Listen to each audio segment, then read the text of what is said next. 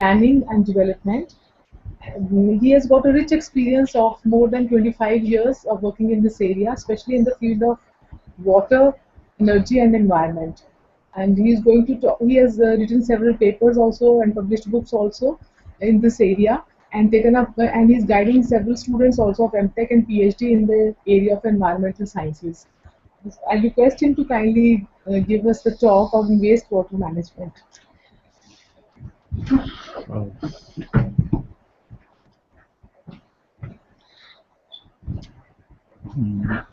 So good morning, everybody.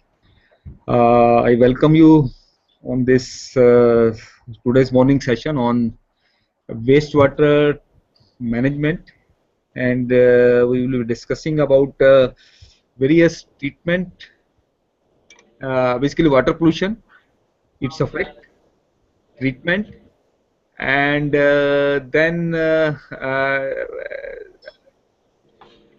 treatment for recycling also. I don't say that okay, recycling, yes, okay. What sort of a recycling options are available to us? So we will be discussing a little bit on that also, but but not on the technologies part. So if you see that there is a water availability is there, and but hardly fresh water is available in very small quantity, and you see that we never know worth of the water till a well is dry or till a source is dry, right? Because when people who are living in those areas where the water scarcity is there, only they know the value of water. Wherever the availability is good, and we find that it is a freely available, and we don't understand the importance of the water. So but now the situation, I think, is there. If there will be a world war, that world war will be because of the water only. And in our country also, you will find many states are fighting with each other, just that okay, just on the sources of water, just on the so water is no a resource, basically. So that way we have to treat it. This is the, you can see that in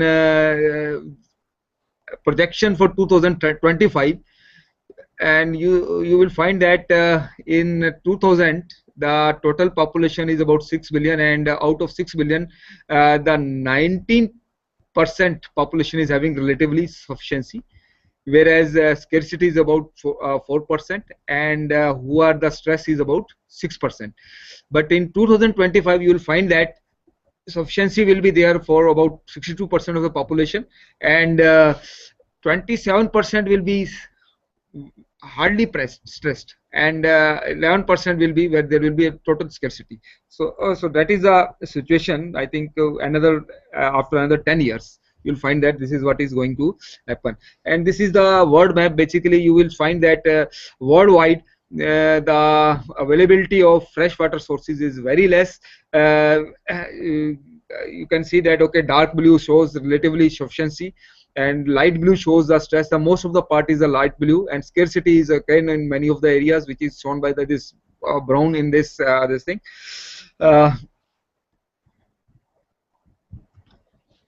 And this is the one picture taken by NASA about northern India, and the blue part shows, and hardly there is any blue part. You can say most of the part where the water level is very less, the red color and this blue color is showing that water, it is really we are in a zone where it is a water stressed zone.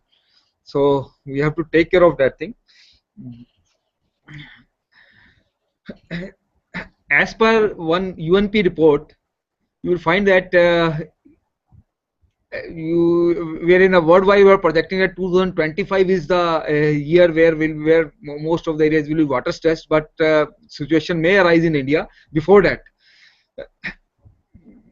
If you see the water availability, so you find that out of the total 1% of the world water, only 4% is available, and population India wise it is a 17% population.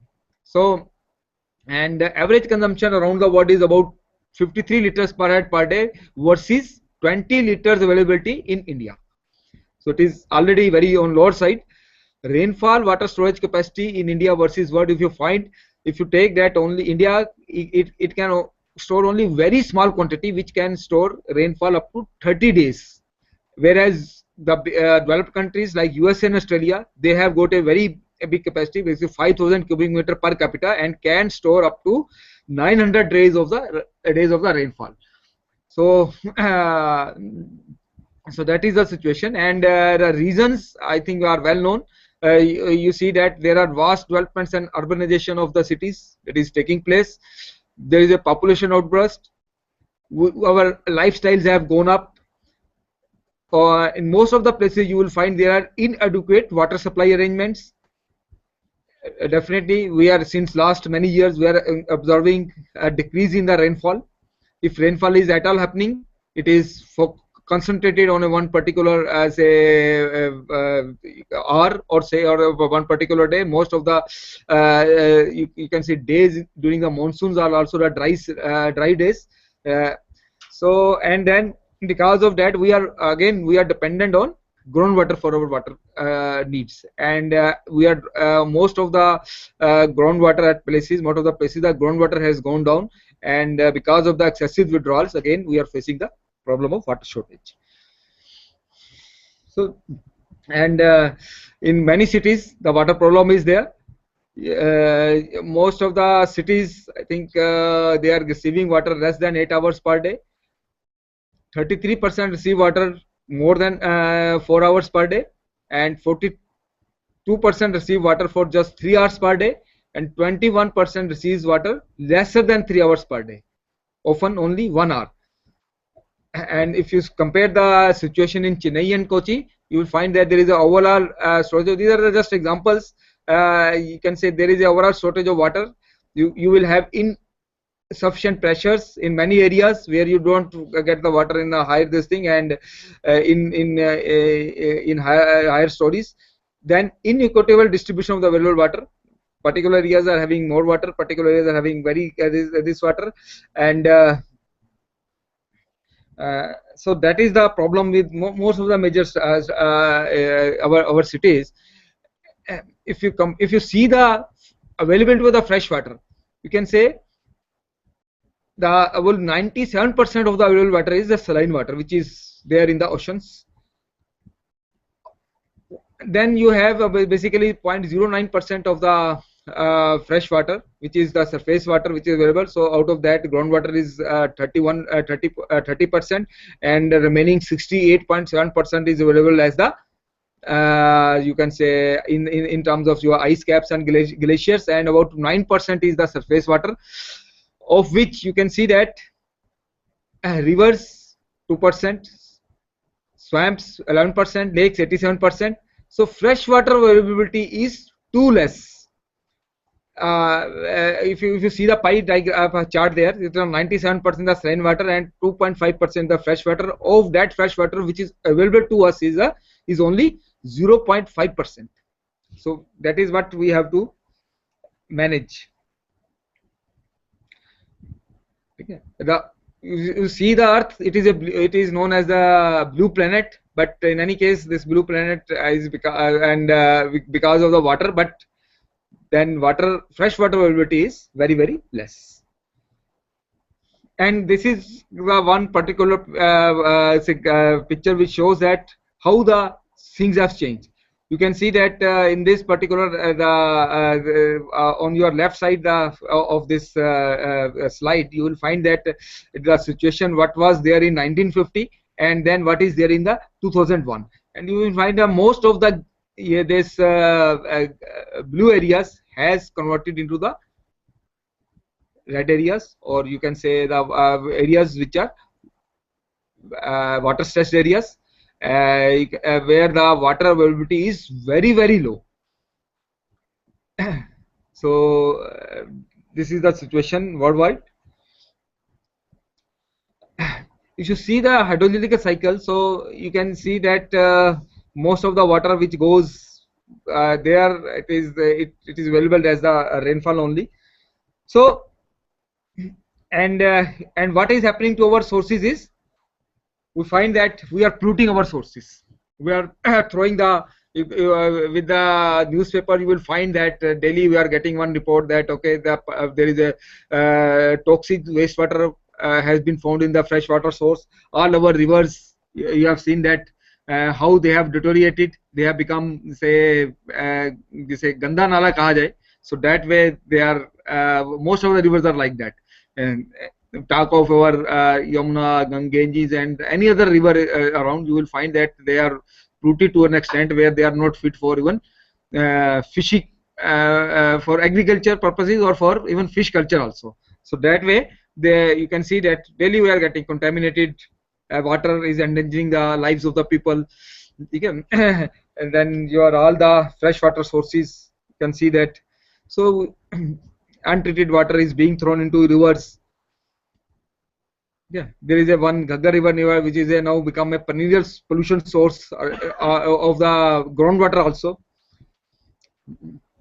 So water pollution is one of the major problem, and you will see that if you define pollution in general, so pollution is the introduction of substance into a natural environment that causes instability, disorder, or harm to the ecosystem. If you see that, okay, what is the difference between contamination and pollution? So if you can take, it can be explained with the help of one example. You take a glass of water and put a little sugar or little salt into your water, and when the quantity is less, that means it is still, we are able to take it, drink it. But if you put that sugar or salt into that water beyond permissible limit, beyond your more and more dehydrated, that means it becomes bitter in taste, and so then it becomes polluted. So because then it has changed its chemical composition also. So that way we have to see that we start with the contamination, and ultimately it leads to pollution. And here you will find that okay, our this urban population is there. Because of the multi-story buildings, we are getting lot of sewage which is being thrown directly into our rivers without any treatment. Then you have the industrial waste, which is again being thrown maybe after some treatment, but not with the full treatment. Then we have the landfills from which leaching is taking place. It is spoiling our groundwater resources. And you can see that wherever the water is there, we are polluting it in one way or other way. The one just picture which shows that okay, the ducks which have earlier how the scene has changed because of coming up with a industry near the near our one water source or river. So earlier they were enjoying their bath, and then they have come, they have their color has been changed. So that way water pollution is causing the problem. And if you define the water pollution, it is defined as the presence of foreign substances or impurities in water in such quantity so as to constitute a health hazard by lowering the water quality and making it unfit for its use. The noticeable signs of water pollution, what we generally see, are offensive odors from rivers, streams, lakes, ocean and beaches, oily and greasy material floating on the surface of the water bodies, unchecked growth of aquatic weeds in water bodies, bad taste of drinking water, decrease of aquatic life in freshwater bodies, and many such examples can be given, which shows that the water body has been polluted.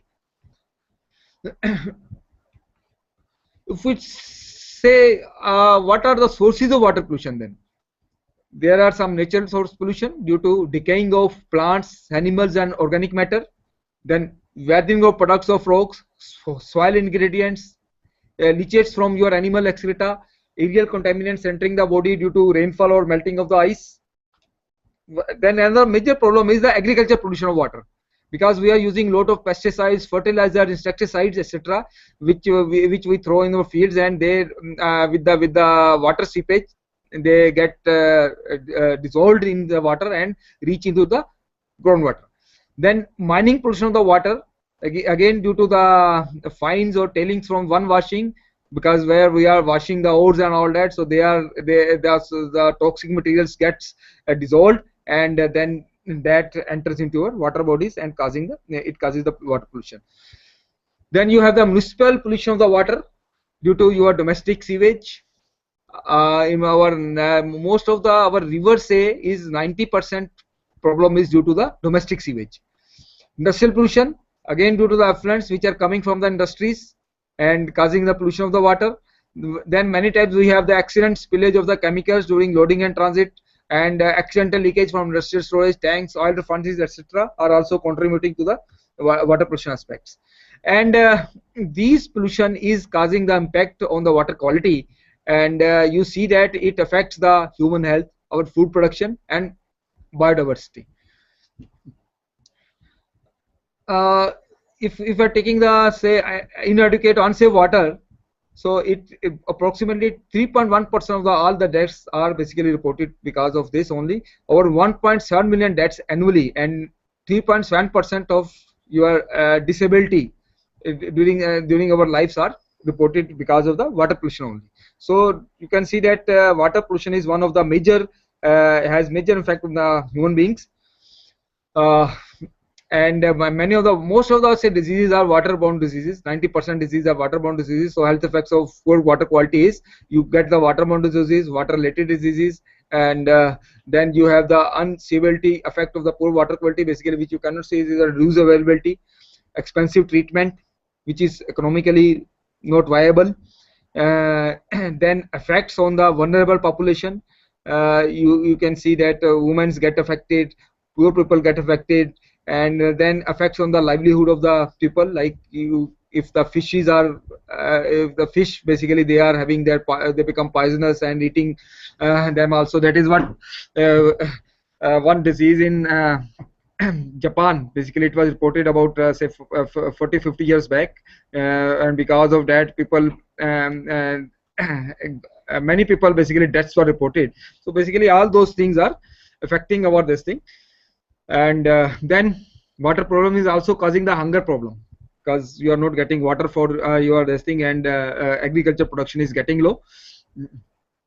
You will see that 1 in 5 they do not have access to the safe drinking water. It is water what we are drinking is the mostly is the contaminated water. So according to a UN data, a child dies from a water related disease every 15 minutes. So the universal says to improve sources of water sanitation, and this has been the say UN goal, and that is to be achieved by 2025. So for that you can say that treatment is needed. So because what is happening is that we are polluting our resources, we are throwing lot of wastewater is being generated, and that water is being directly thrown into the freshwater sources. So we need to treat our water sources, and that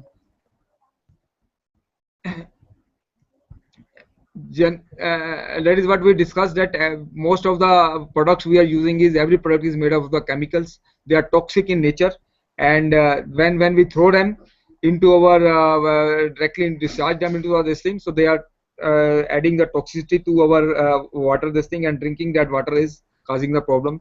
Then you have the pesticides and effluents. So we have on a lighter side, it is shown that okay, there is a one terrorist who is one person, our man has been deployed to take care that our freshwater source is not contaminated by terrorists by adding poison or some other sort of a material. But on the other side, we are adding pesticides, slow poisoning we are doing of our water sources. We are adding pesticides, industrial effluents and sewage etc. directly into our water sources. So this is how it will affect the people also. So that is what it says, that is it a boy or girl. So it's a both actually, because of the chemicals it is not known okay why how is, you know, this is the affecting our biodiversity also. So whole effect is there on the civilization. Most of the things are polluted, and hardly any nearby source where you are getting the fresh water. And one day you have to move like that in our atmosphere by having the say one a cylinder of fresh air, and then you are moving around in the world. So that is the situation. It may arise this thing. So but you can see that what the problem of the water availability is basically, it is not that total water quantity has got reduced. What quantity was available to us about billions of years ago, it is still available to us.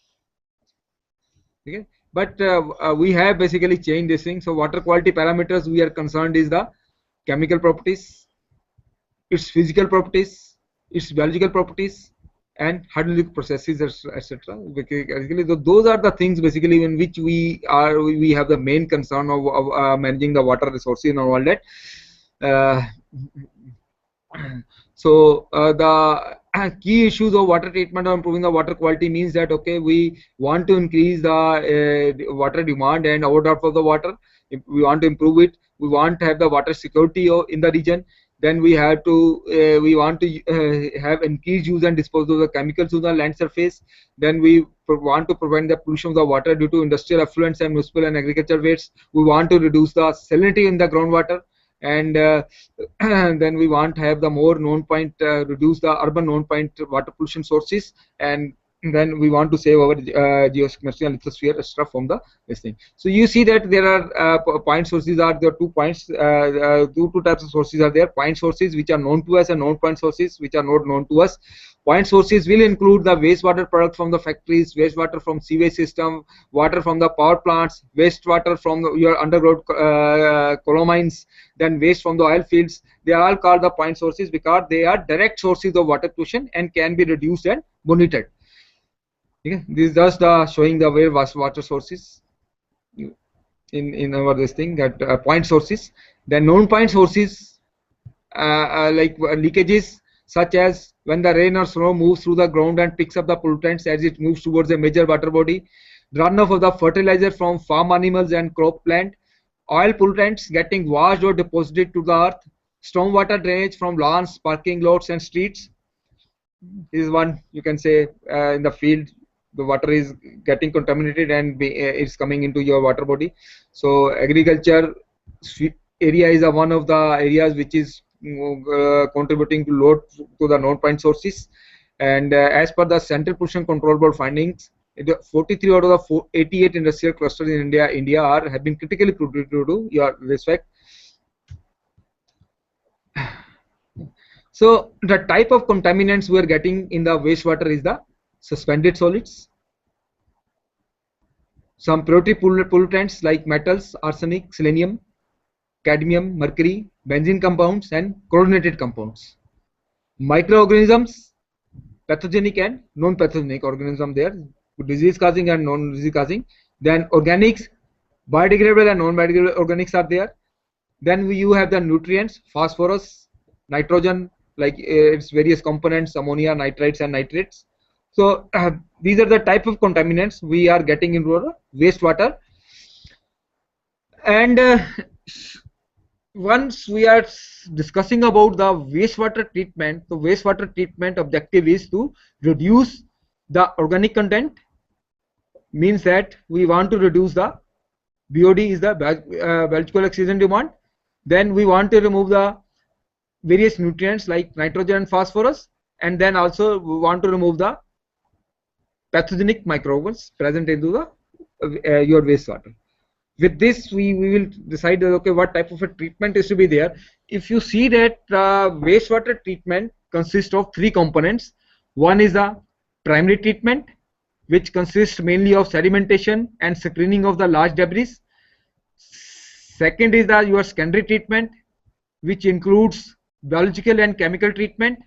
And third is the tertiary treatment, which is suitable for reuse and recycling of the water. So which basically involves some addition of chemicals or some other processes, which we will discuss later on. So this is the, you can say, general process of your wastewater treatment. If you see that here you have the collection system, and And this is the preliminary treatment. You have provided the bar screens to remove the debris. Then grit chamber is there, which removes the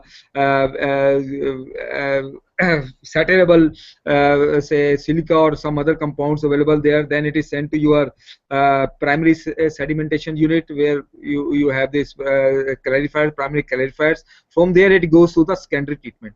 Primary treatment can remove up to 35 to 50 35 to 40% of the BOD, and remaining is to be removed in the secondary treatment. Secondary treatment can take care of about 90% of our BOD, 90 to 99% of the BOD content of the water, and tertiary treatment is basically done to completely remove the BOD, and you can make the water fit enough, basically, which can be, even after tertiary treatment, it can be used for your drinking purposes also.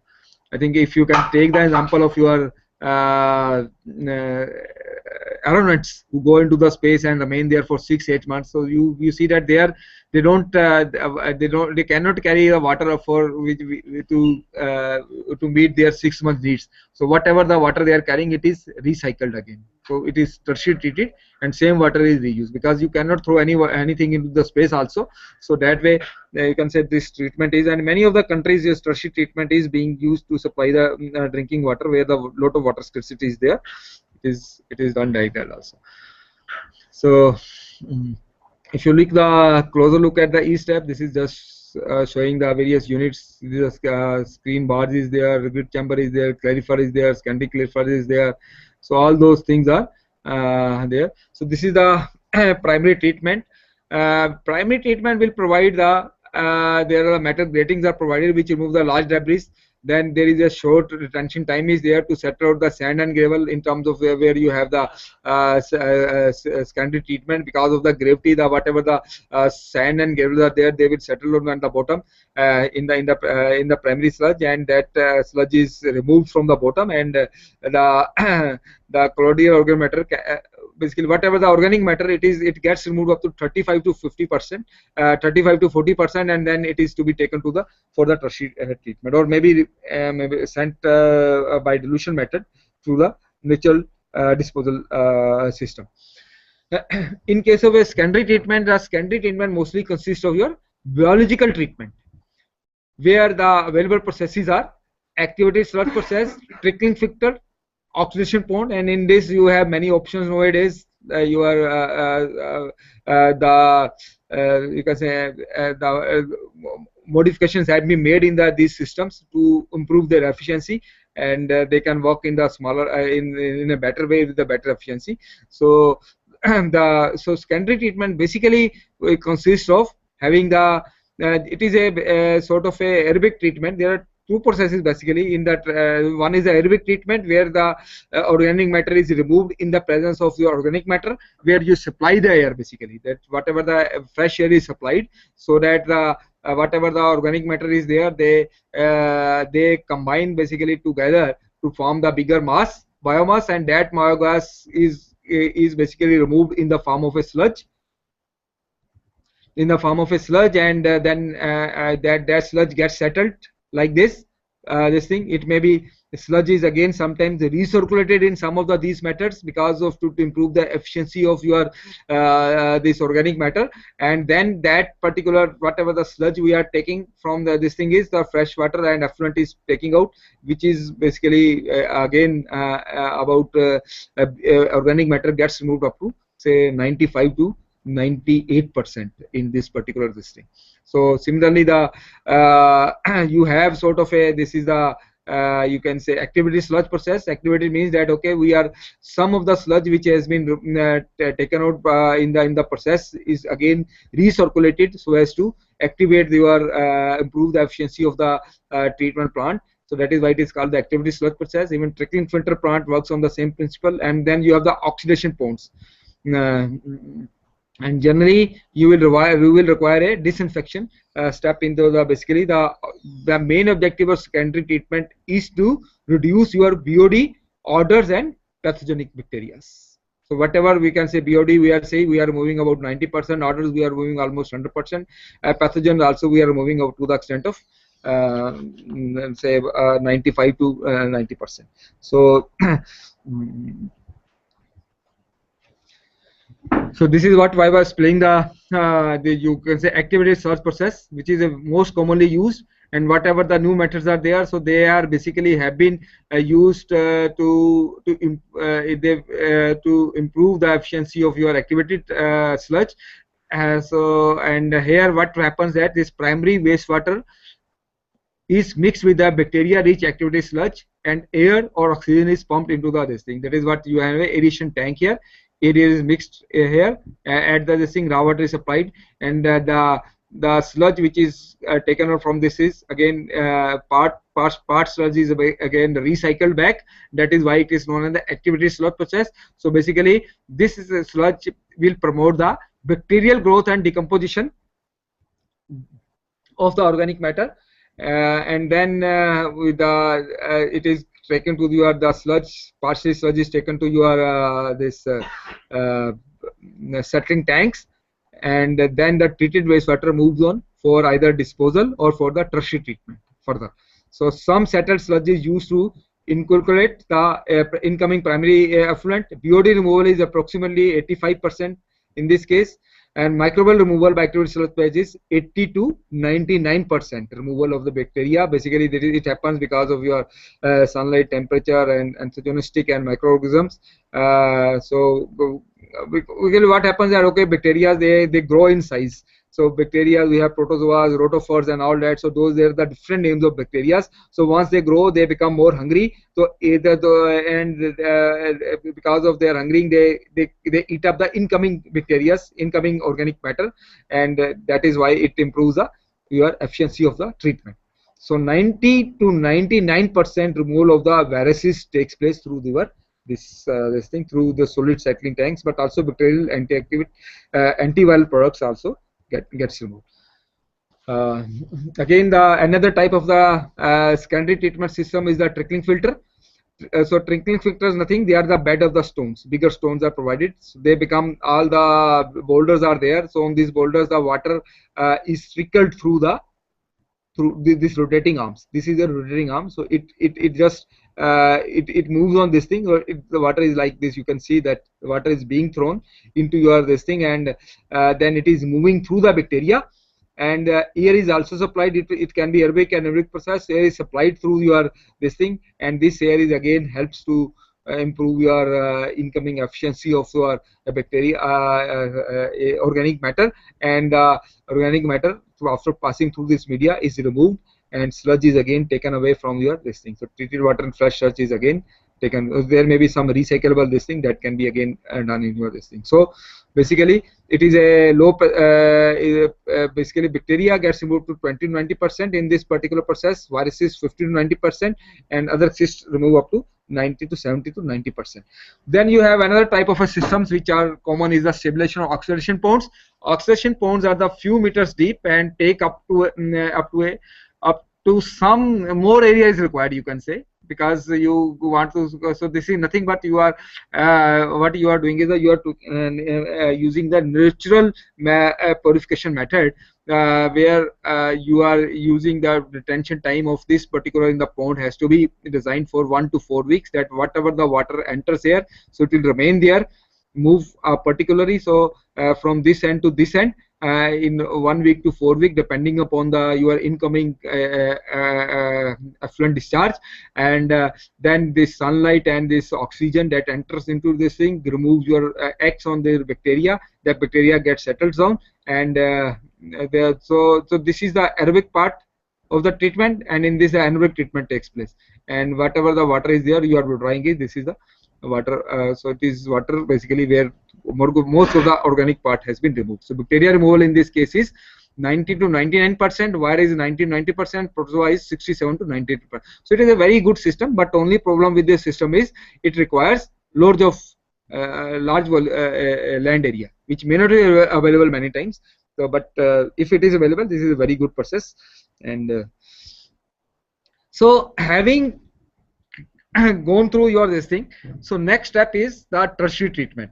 So basically once you have removed your organic matter, so the next step is to reduce the turbidity, nitrogen, phosphorus, metals, and other pathogens, remaining pathogens in your this thing. So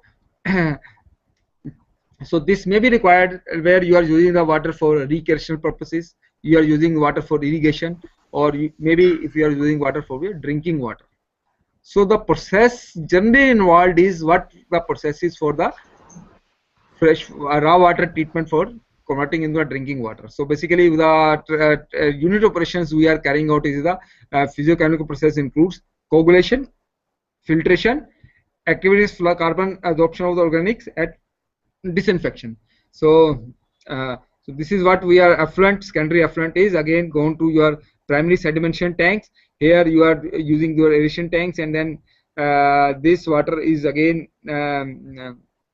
you can say wastewater sludge is again being utilized, and then you are taking it for your recycled wastewater purposes. This is a tertiary treatment is being given. You have the alum dose and all that, and then disinfection is being carried out here, and that water is again used for your whatever purpose, industrial, domestic, and agriculture use can be done basically for your production, all that.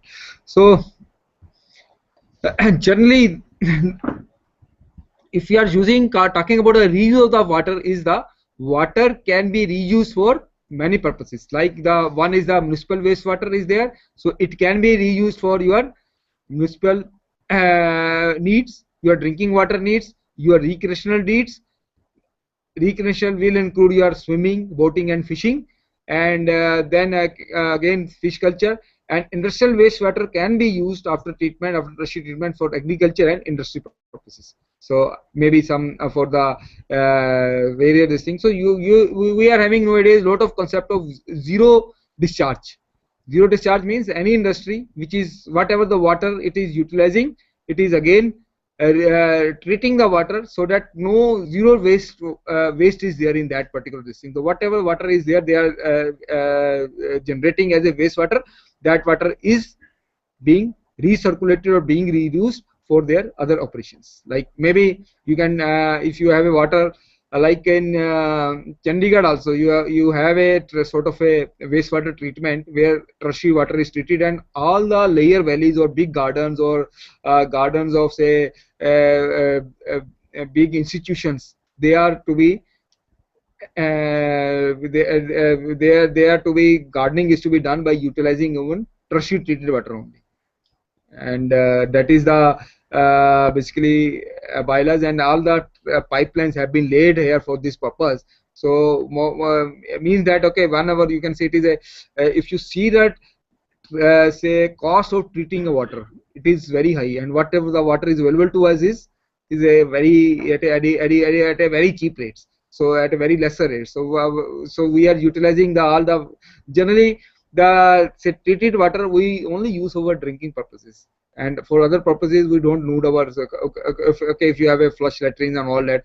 And if you are talking about nowadays the green buildings, you can say where the and this is one of the parameters, like in the green buildings we have to go for this thing. So there if you are using the wastewater for agricultural purposes, for your flushing needs, etc., that helps you in getting the good rating for your building. So that way you can but the IS code has given all the sort of a limits for like recreational purposes. So recreational purposes, our main concern is your dissolved oxygen. So BO should be 0 and dissolved oxygen should be this thing. So there you can use this thing. Then if you are using your swimming purposes also, that means order has to be absolutely removed. So basically for these all the purposes, our there are the codal requirements. So after the treatment, after all this thing, we have to meet our codal requirement and then go for the further site of a system. And so the tertiary treatment requirement of the wastewater is there because there is a continued increase in the population, limited water resources, contamination of both surface and water, groundwater is there, then uneven distribution of water sources is there, and then periodic droughts we are observing. So these all requires that okay, whatever the wastewater is being generated, that should be treated to the extent so as to reuse it or recycle it for our further beneficial uses. the factors which affect the selection of treatment process, basically once we are using that, what type of a treatment is going, as I have discussed, basically that okay, there are is various designated use for what use the treated effluent is to be used, then what is the nature of the wastewater, that compatibility of the various operation processes, available means to dispose of the ultimate contaminants, कैसे disposal करेंगे, the environment and economical feasibility of the various systems. This is again very important, because economically it should not be unviable. So if you see that your secondary treatment removes 85 to 95% of BOD and dissolved solids, removes 20 to 40% of the phosphorus, and removes 0 to 50% of the nitrogen, whereas tertiary treatment removes 99% of these all the pollutants, but the cost of treatment is very high. So generally the goals is to remove the BOD and the TSS to remove nitrogen and phosphorus, and remove the various toxic materials present in your resting in the form of organic environment like pesticides, volatile organic carbons, and metals, etc. from the wastewater. If we are doing the removal of BOD and total dissolved solids, that it is done through by passing this the effluent from the filter media beds. Basically, this may be the gravity bed or pressurized bed. Generally, whatever the beds are we using, they require frequent backwashing, because whatever the waste contaminants are there, they get deposited into your dead bed, and they have to be backwashed. So backwashing is done by air washing, and which will depend upon your what is the depth of water, what is the type of filtering media used, whether the filtering media is stratified or not stratified, and what is the type of filtration involved in your particular type of the media involved in your gravity and all that. So generally we have the micro skins available to us. So we have the sort of a filter, the wastewater troughs are there. So these are the things basically we are adding the media in terms of your you can say silica sand is there at the bottom, gravel is there,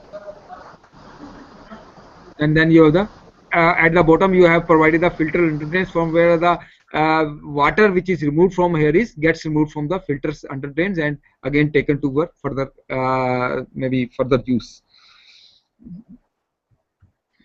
Yeah, this is a broad picture. There are two types of the shallow bed filters are there. One is the mono medium systems where you have sand or anthracite in this thing. The what influent is passed is spread over this particular media, and then this is the under drainage system, and the filter media is provided in a particular depending on influence. We have to provide the fix the size of the filter media, and then this is the dual media system where you have anthracite in a separate medium and in separate layer and sand in the separate layer. So both the medias can be used for this particular system.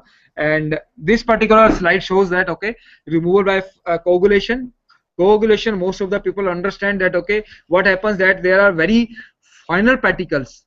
Because in plain say sedimentation, what we call is the principle involved in removal of your say the suspended matter is that it settles on, we reduce the velocity to 0 in that particular tank, so that the whatever the matter whatever the suspended say settled matter is there, that settles due to gravity. But there are very fine particles which remain suspended, which cannot settle to the gravity. So what we do is we add some coagulants to, so that these coagulants they when they added, they disperse into negatively and positively charged ions, and these will attract the opposite charged say material on that, and they grow in size and then settle down at the bottom. So this is what it shows here, that okay, after growing this thing, so this material is going at the bottom of this thing and getting settled. So these are the impurities. Coagulant is added. That coagulants, they basically combine together, grow bigger in size, and then settle down at the bottom. And fresh water is taken further for this thing. So various type of coagulants used are synthetic or organic polymers, alum, iron salts, and then you require is the slow mixing of these coagulants into the water. Basically, they reduce the bacteria, virus, and protozoa to the extent of 90 to 60%. Okay. Then what you do is the next step is the filtration in tertiary treatment. So tertiary treatment in this thing. So they will remove the in the filtration whatever the leftover organic matter is there. So in that is organic matter that gets removed. Very small microorganisms and the mineral colloidants, they are removed into the filter media. So in the filter media you have a spotted gravel filter undergrade system, and then you have the silica sand, and then you have the anthracite medium, and then here disinfection is carried out. So basically that is what we can say. The filtration will consist of it can be your microfiltration, ultrafiltration, nanofiltration, and reverse osmosis depending upon the size of the contaminant. So size of the contaminant, as it becomes smaller, so we remove the most of the systems like this. So bacteria and colloidal particles can be removed by microfiltration. Ultrafiltration is required to remove your viruses, and nanofiltration is removed to remove the ions of calcium, magnesium, and other metal ions. And for removing the potassium and sodium, you require the reverse osmosis system. So basically, most of your you can say the treatment processes where you have this basically they are based on the reverse osmosis system also. What basically you are getting the mineral water and all that bottled water. So the plants are basically based on this reverse osmosis systems where you have a very fine membrane. The property of that membrane is that whatever the impurities are there, they are returned on what side, and on the one side of the impurities cannot pass through that membrane, and fresh water basically is received on the other side of the membrane here. So that is what. So depending upon the size of the contaminant, you will require you will go for what type of the filtration, which will maybe microfiltration, ultrafiltration, nanofiltration, reverse osmosis process.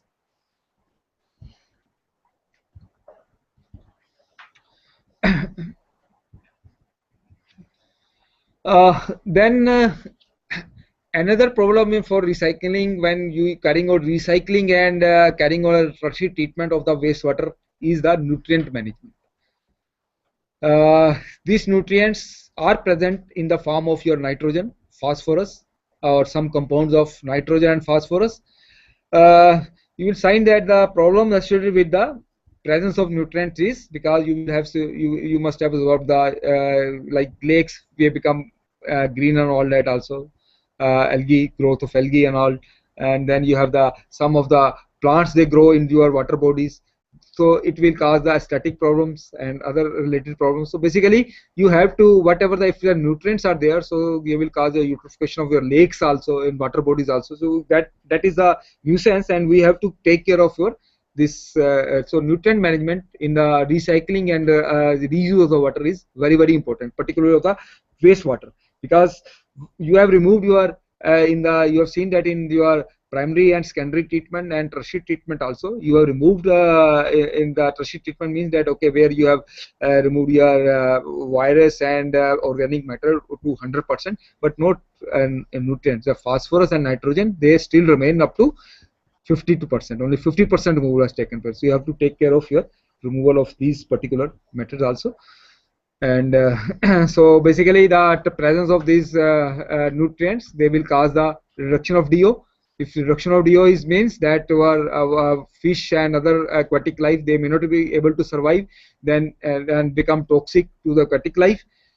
You have to improve. There is an increasing chlorine demand, and then provides a health hazard and affects the suitability of wastewater for its reuse. So basically the methods which are used to control the nutrient are the physical methods, chemical methods, biological methods, dilution, and certain type of plants can be used to remove the nutrients and phosphorus into your water bodies.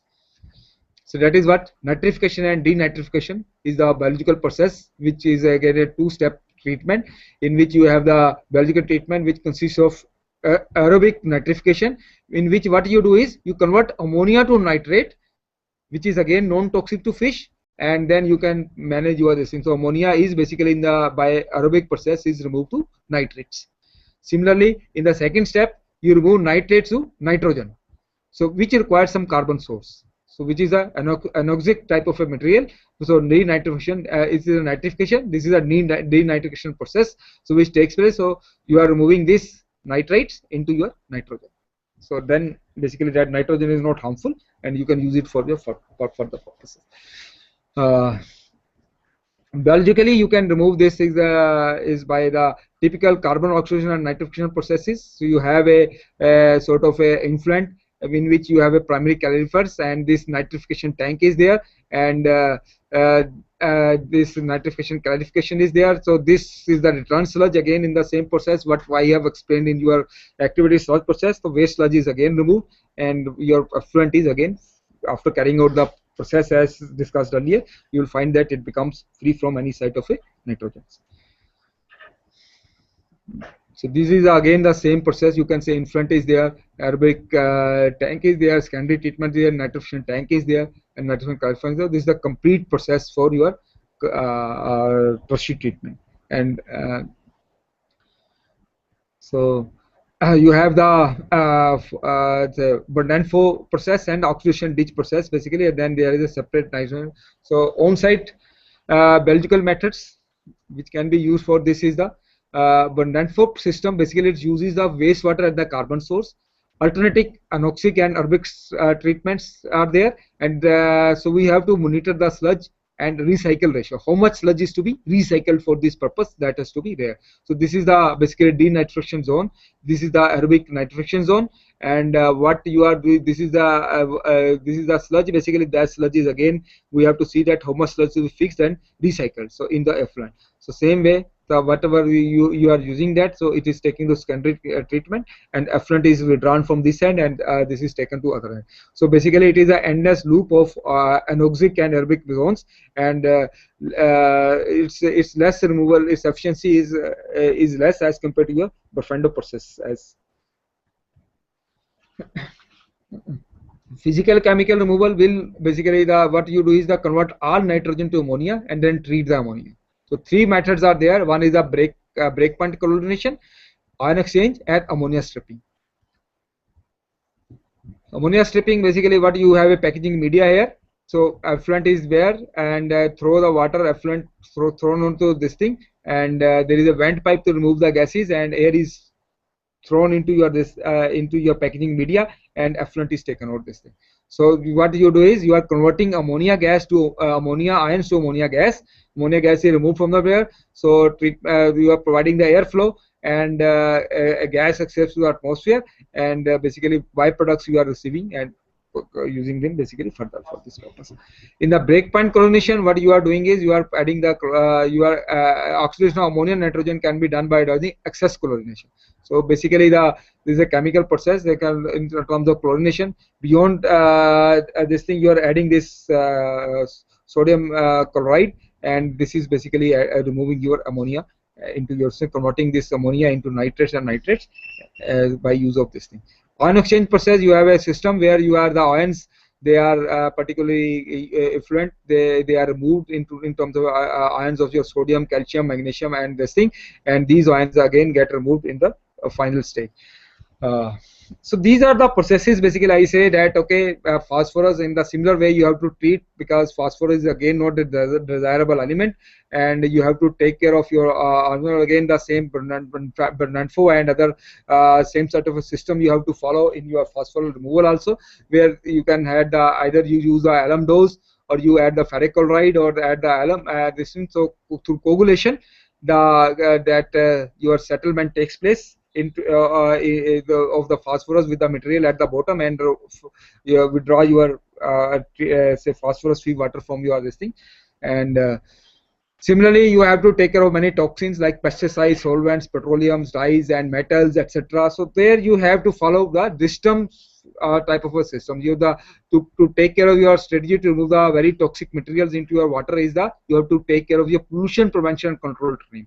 The first thing is you reduce, eliminate, treat, segregate, and dispose. First is initially you reduce, you don't do this thing, then try to eliminate through treatment, and then segregate. So that is what okay, you have to do that first. You to prevent any toxic material entering into the water, then to carry out the protection system by through equalization tanks, basins, and other contingency plans, and then you carry out the treatment for the, because that treatment has to be different for depending on the type of the toxic material. So you have to see that, okay, it may be biological treatment. If it is a oil, it is a oil wastewater separator. If sometimes you may have to resort to your air stripping method. Sometimes you have to treat for thermal treatment, like your evaporation, distillation, and in that way you have to carry out your this thing. Then you have to carry out some chemical oxidation, maybe like alum, adding alum and other this thing. And if it is not, you have to go for your absorption or deabsorption processes, in which we are using the media as a activated carbon media, and then even land farming can be used for this thing. But sorption is the one of the particular technique which is removed for the toxic material, and generally the metals which are present in your wastewater, so they are getting removed by the sorption process only. And you can say this is the one. There are other methods, you can say chemical, biological, but sorption process is the most commonly method, in which we are using the filter media like activated carbon or some other type of a media, in which you are throwing the water, which is wastewater, which is laden with your metal ions, and that metal ions, when they enter into that media, they are removed by adsorption or by absorption process. That is what we are talking about, absorption here. So either adsorption or absorption process, in which absorption means that, okay, you are the layer wise removal is taking place, and whereas in the absorption process, whole media is coming into picture to remove that particular sort of a thing. So this is what basically you can say, this is a carbon absorption. So whatever the you can say these materials are there, they are the carbon material, so they are going into this getting exhaust. So they are basically these metal ions, they are being basically attracted by the media, and they get deposited on this particular metal ion, and effluent is getting removed from your this purpose. So how they get deposited, and this is what. So for this, you may have the carbon contactors like your columns, like where you are providing. They can be upflow column, they can be downflow column, they can be fixed bed column reactor, or they can be the expanded beds also. For that purpose you are using. This is what you can say, that this is the column, upflow column, in which the water is added from the bottom, and this is the activated carbon is there. The water is passing through that particular thing, and through the absorption process, your metals and ions, metal ions are getting absorbed here, and effluent which is coming after from this is free from any sort of a material. So this is what, again, the same system has been explained here. You can see that different metal ions are there. So once you are throwing the water, these are like being thrown, you are into this thing, and water is, so this is going up into the column, and here your free water is getting absorbed this thing. So this is the one. You may have one column, two column, or three columns, depending upon your percentage efficiency of that particular system into your this thing. So this is what your chemical oxidation already we have discussed. Then removal of the dissolved organic matter, whatever the inorganic matter is there, that can be removed by your chemical precipitation, ion exchange, ultrafiltration, reverse osmosis, and electrodialysis processes. These are the things already we have seen that, okay, what is ultrafiltration, what is reverse osmosis and oxygen method. So through these are the basically basic methods which can be used depending upon the type of the pollutant present into your wastewater, or you can say tertiary treated water, so that you can recycle or reuse the water for a beneficial use. Generally, this is the osmosis which I explained you earlier. This is which is called the reverse osmosis process, and you can see that water under pressure is thrown into the RO membrane, and whatever the impurities are there, I think basic principle we need to understand is that, okay, impurities are, this is a type of a membrane in which impurities cannot pass through, and they are retained on the one side and removed here, and fresh water, basically whatever it is, you can get on the other side of this thing. So most of our treatment, water treatment, what you are getting your in the where you require a very good quality of the water is basically through the reverse osmosis process membrane. So this is one technology basically which is again used for this getting the water which is to be made fit for the drinking purposes. Basically, if you are using the wastewater to make it fit for the drinking purposes, then you have to use this reverse osmosis technique for this purpose. This is again the same technique. This is electrolysis, where we have the one iodide, and the water is again converted into ions, and basically whatever the positive and negative charges are there through electrolysis, they are basically this is basically for desalting the processes and where the salts are there. So this is for that purpose. So they get absorbed and removed by through the electrolysis process. So what we are doing is we are converting basically that into the ionization is taking place, and those through the providing some electricity charge, and due to that charge, this anion and cations, they get attracted from each other, and their removal takes place through this electrolysis. So most of the this is one of the techniques basically again where you have a metals where to be removed, they are used by this particular technique. So and then I think disinfection is of course required when we are using for making the water fit for drinking purposes, and most of the techniques which you may be knowing is the chlorination, ozonization, etc. is ultraviolet rays, etc. are useful to kill your various bacteria which are left after your this thing. Then you have to take care of your sludge treatment. I think we are not going into detail this thing, and how where we are using the wastewater. I think already we have discussed here this thing. Then I think I am giving you this case study. We are talking about, say, most of the major rivers in our this thing. Okay, you can say that. We are talking about cleaning of over here. Like there is, you must have heard about Ganga action and your this Yamuna, etc. Even if you see that about 100 years back, you can say most of the even this Thames rivers in London also, it was a dying river at that time also.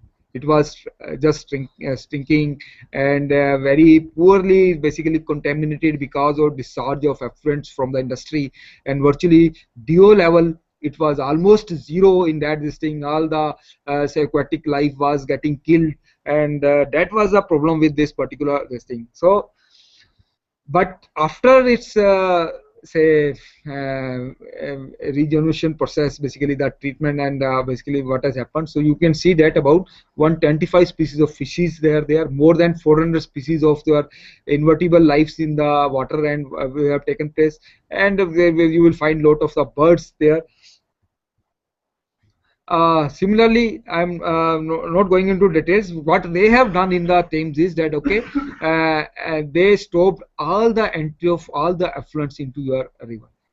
If you go to the basically in that particular area, you will find that now this is a major source of a income for there, because they have made the water sports and water into that way. Okay, that is being used for recreation purposes also, that Thames river, and particularly all the river you can say in, if you talk about say Seine river in Paris also, those rivers were once the rivers which basically about say 100 years back, or say like 50 to 100 years back, they were declared as a dying river, and it was said okay, now nothing can be done. But now you can find they are as fresh as the water. If you are getting just fresh water is after melting from glacier, you will find that no contamination is there. So that way, and one example in our country is the Sabarmati river front also, particularly Ahmedabad stretch. You will find that the lot of work has been done basically. So what they have done is in that objective of that particular Sabarmati environmental improvement,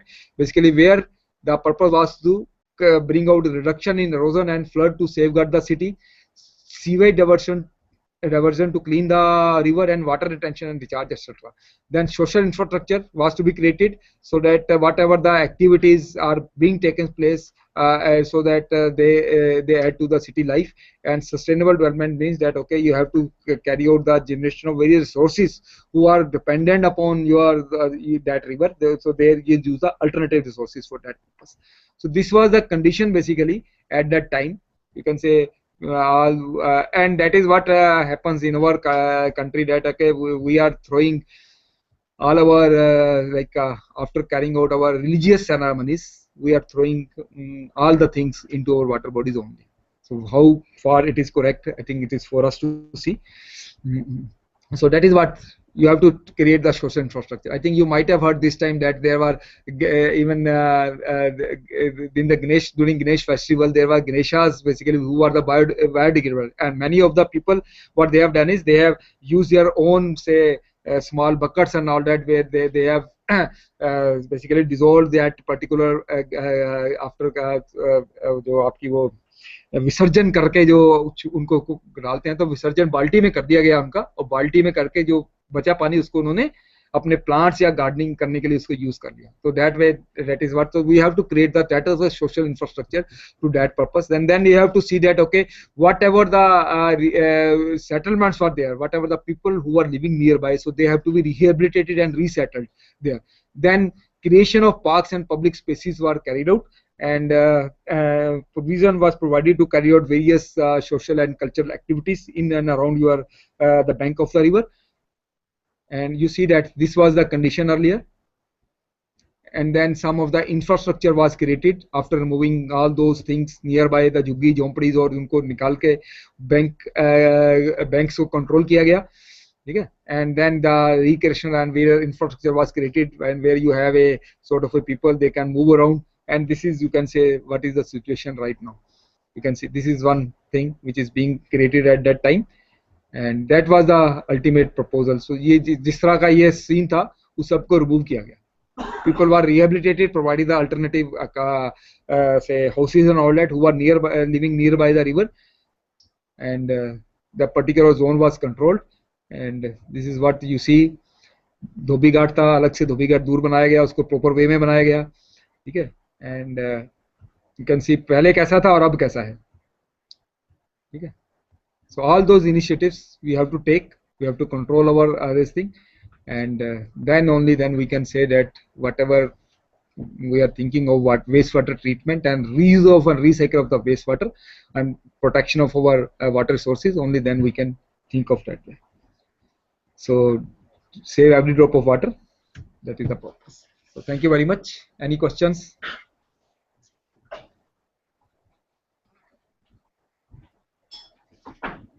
So thank you, Dr. Sharma. You have really given us the in-depth knowledge regarding types of technologies for treating the wastewater. The case study is really eye-opening, especially with respect to the Sabarmati river, and also another example while you presented. It was really a very interesting, and now the answer session. Request the participants to ask the questions. Madhav University from Mr. Rajasthan. Any questions?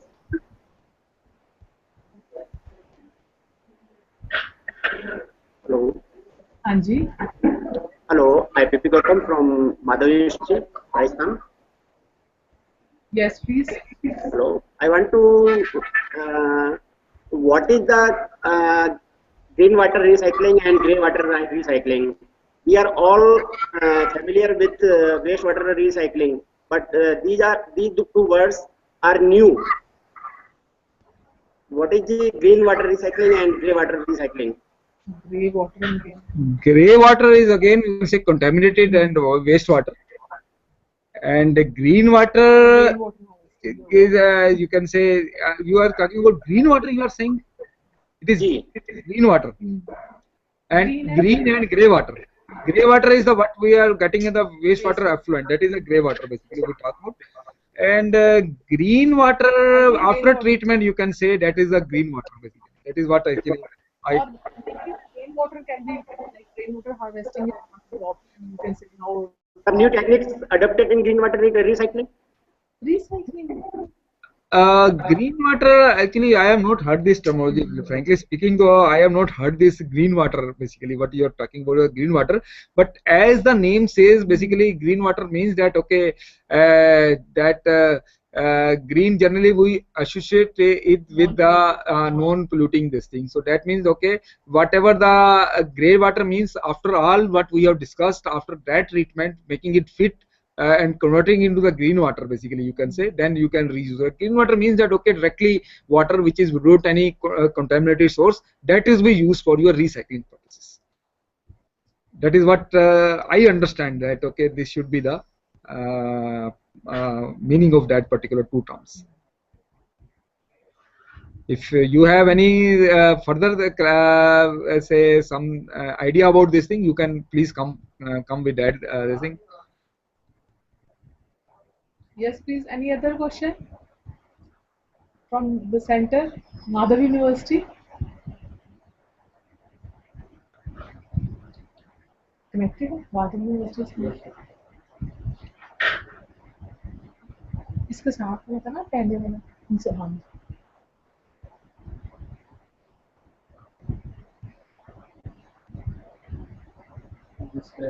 Okay. So we'll move to the next center. DCM Polytechnic Jhajjar.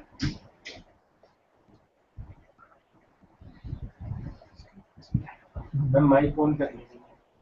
अपने mic on कर दीजिए. DCM Polytechnic Jhajjar से आपकी आवाज नहीं आ रही. आप क्या कोई any query you want to ask from our expert? No query. Now we to next center. University. MM University Ambala.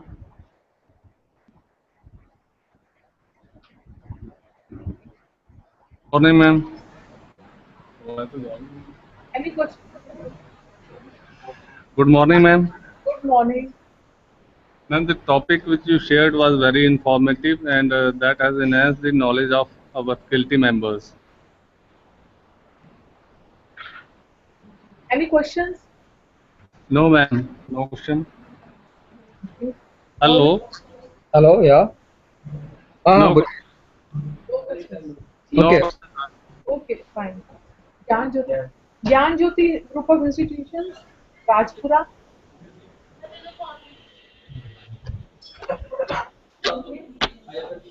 Hello.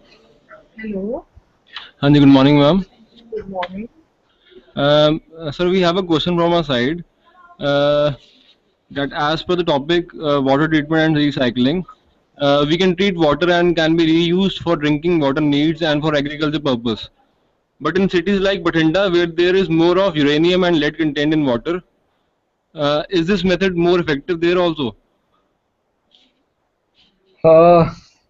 Yes, by reverse osmosis process, you can basically remove most of the things. Whatever the metals, they can be removed basically through this reverse osmosis process. You can do that, and as far as I know that okay, in your in Bathinda area, most of the say water sources are basically through your that canal and all that, and where you have high content of this dissolved matter. TDS are very on higher side. Basically, they are in the range of 2000, and many of the areas they have been provided with this reverse osmosis technique. That is what you can do that also. Yes. Any other question from your side? Gyan Jyoti. Any other question?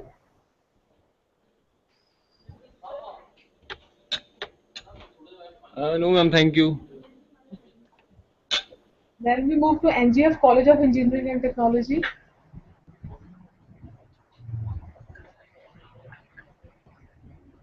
Any questions from your side? NGF College of Engineering and Technology, and very few participants seen in, at your center.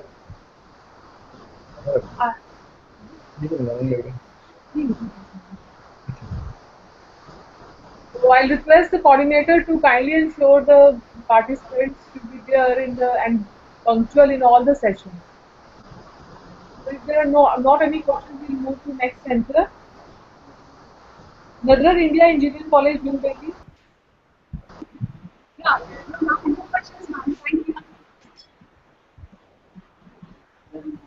Okay, no questions. JCRC. Now Jaipur Engineering College and Research Center. Any questions from our expert?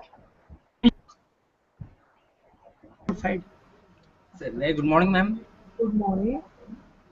Ma'am, your knowledge given to us is very informative. Thank you for giving us a lecture on it. Ma'am, my first question on, does recycled water give a landscape a sufficient amount of nutrients or not? I repeat, does recycled water give a landscape a sufficient amount of nutrients or not? Or which are they? Yes, basically. Yeah. Okay, I think in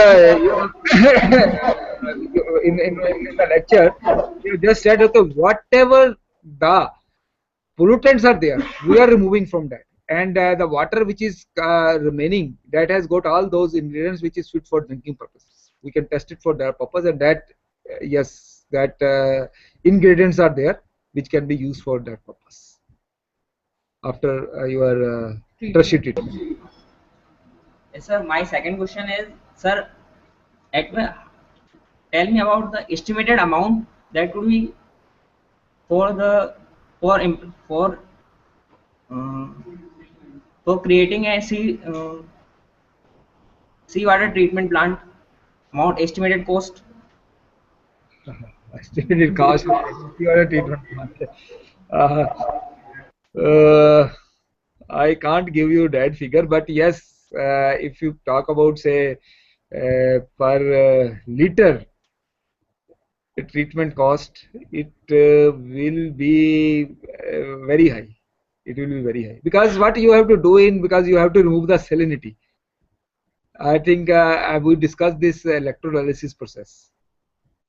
So there you have to remove that saline water. So depending upon, because if you are taking about small quantity, then it is fine. But it is a for to be used for drinking purposes, it is a very cost is very high. That is a major basically you can say problem because otherwise the water, lot of water is available in the coastal area also. We have a technology which is low in cost. We can very well use it for that purpose. But I can't tell you okay how much is the cost per liter, but cost is very high cost. Yeah. Thank you, sir. Thank you very much, sir. So, on behalf of Department of Electrical Engineering and all the participants, I like to thank Professor Sanjay Sharma, who has really given us a very in-depth sight regarding various processes and techniques which are being used for processing our wastewater, so that it can be used for other purposes, maybe for watering the lawn or for this fountains or recreation or for other facilities, and to some extent for even potable work purpose also. So, and he has given very beautiful case studies examples also, which gives us the better insight regarding the various things which are possible, so that we can use our resource water in a very efficient way. So thank you so much, sir, and we'll meet again after 15 minutes.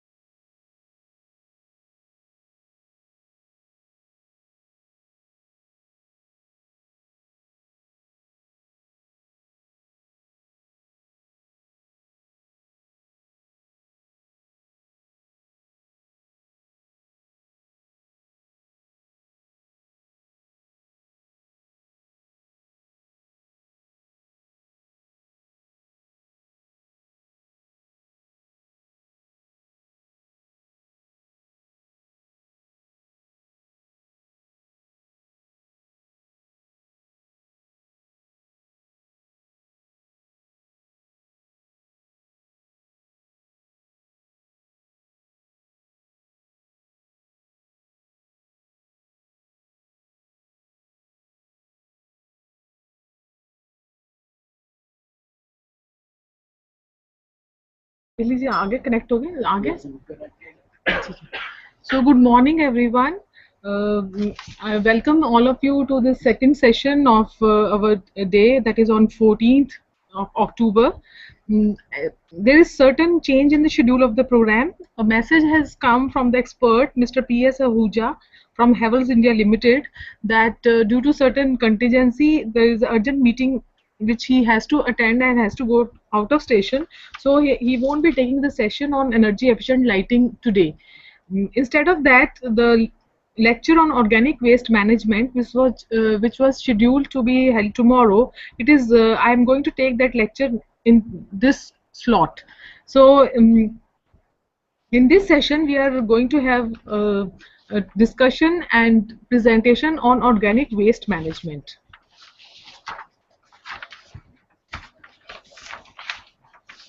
So you might be knowing so you might be knowing about that there are two type of waste which we have in our everyday life, which you might be seeing with. That is, one is organic waste, another is inorganic waste.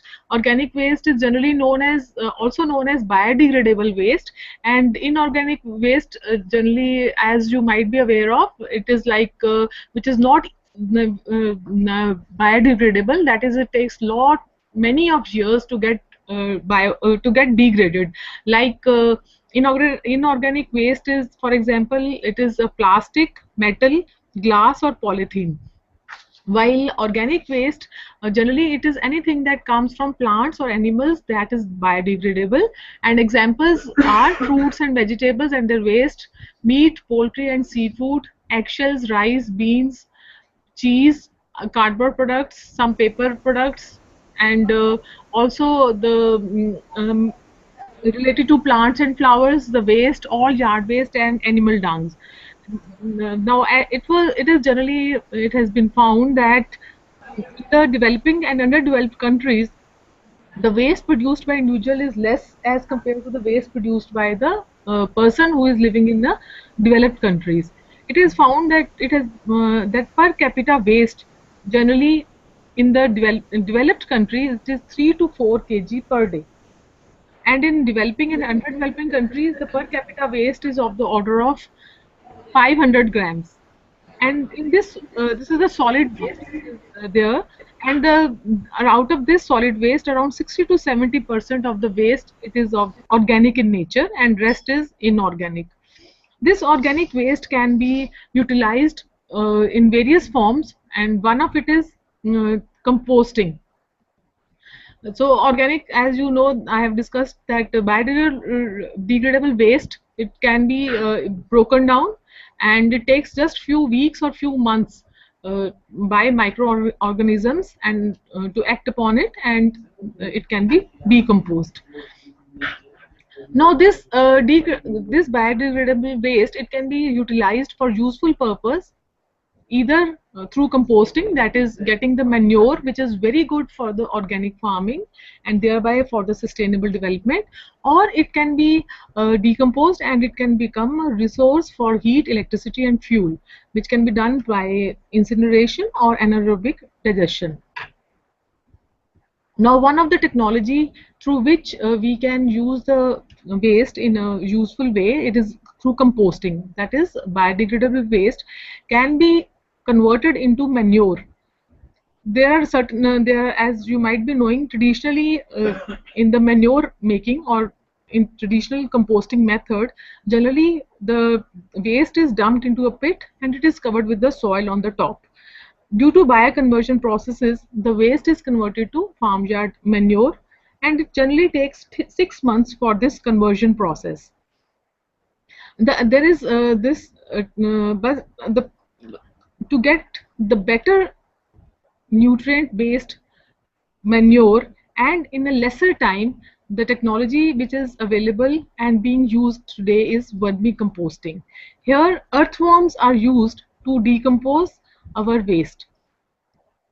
And if you see that we have got large amount of waste in our country, we produce around 50 million tons of waste every year. And if you see the other factors, then 600 million tons of topsoil is lost every year due to soil erosion.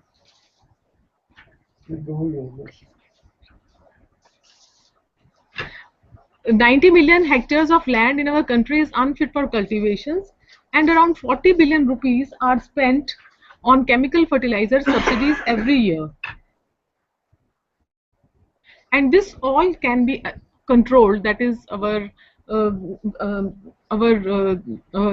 spending on the fertilizers and use of fertilizers and chemicals which harm us. As you know, our health problem is there, as it was discussed by the various experts regarding like we have various diseases like cancer and other due to these pollutions, and which can be arrested or to some extent if you use organic farming or organic products, and one of it is using the organic fertilizer. One of the mean of vermicomposting. Basically, it means the artificial rearing or cultivation of worms, earthworms, to decompose the organic food waste and turning the waste into a nutrient-rich material capable of supplying necessary nutrient to help the plant growth.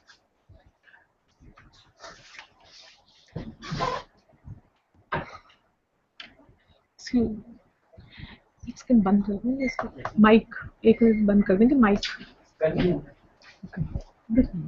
ठीक है, on कर दीजिए.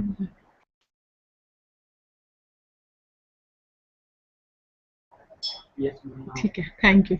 Now vermicomposting technology, basically it consists of earthworms which act as a natural bioreactors for efficient degradation of organic solid waste, and it converts the earthworm is a natural resource which is provided by nature, which converts organic waste into rich manure within just 40 to 45 days in the presence of air. Like I was just discussing, in the compost, the farmyard manure is prepared in the absence of air, and it takes longer time, around 6 months. Here it just takes 1.5 months to get the organic manure with the help of earthworms. Earthworm, basically they eat our organic waste, and their castings, they become a rich source of manure. This manure helps in improving the soil structure and aeration, as well as increasing its water holding capacity. It also increases the disease resistance and tolerance of the crop, and also results in the higher yield.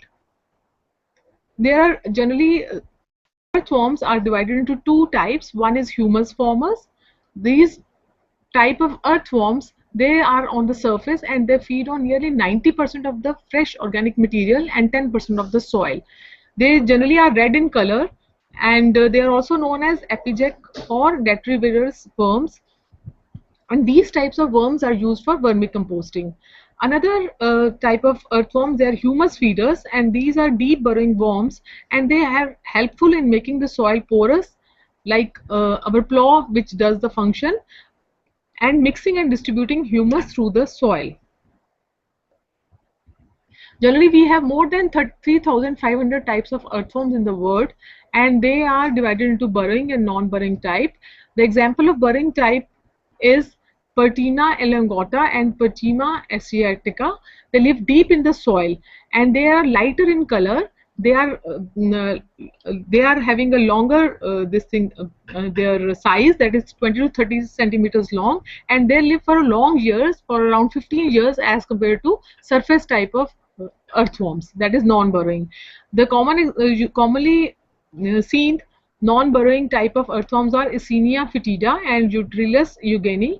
They live on the upper layer of the soil surface, and they are either red or purple in color. They are shorter in the size as compared to the burrowing type of earthworms. They are around 10 to 15 centimeters long, and their lifespan is also less, that is around 2 to 3 years.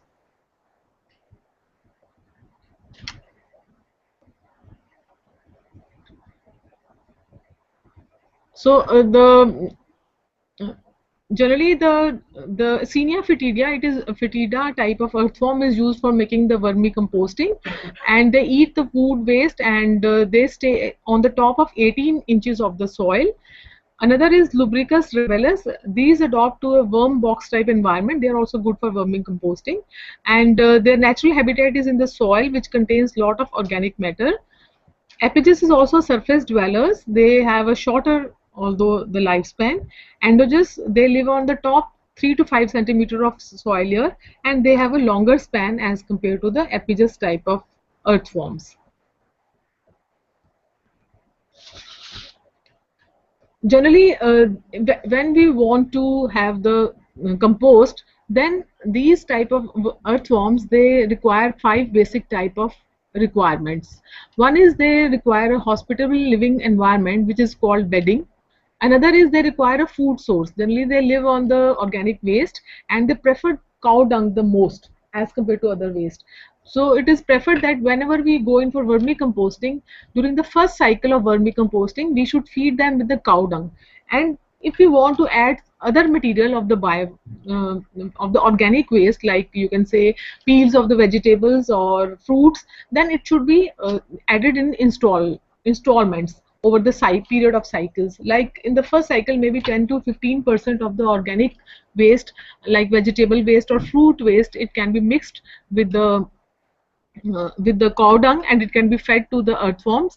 And later on, during the next cycles, we can increase by 5 to 10% each till it reaches around 50%. That is the preferable. That is 50% should be the cow dung and 50% should be the another waste. But but one thing is there, that this food source, it should not be either acidic or alkaline.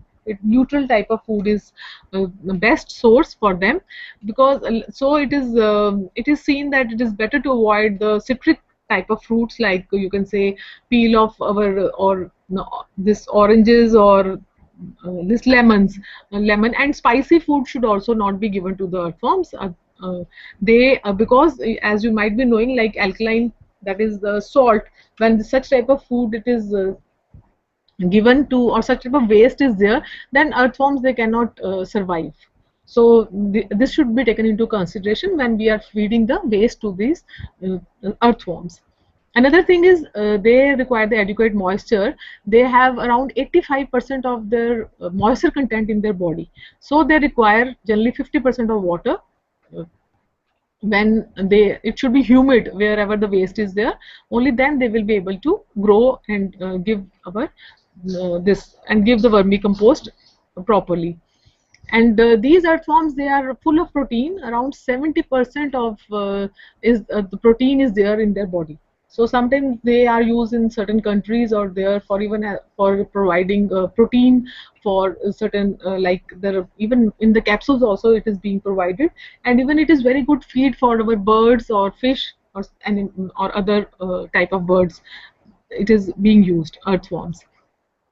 Another important source is they require adequate aeration. That is, proper air should be there. They also breathe. They also require oxygen.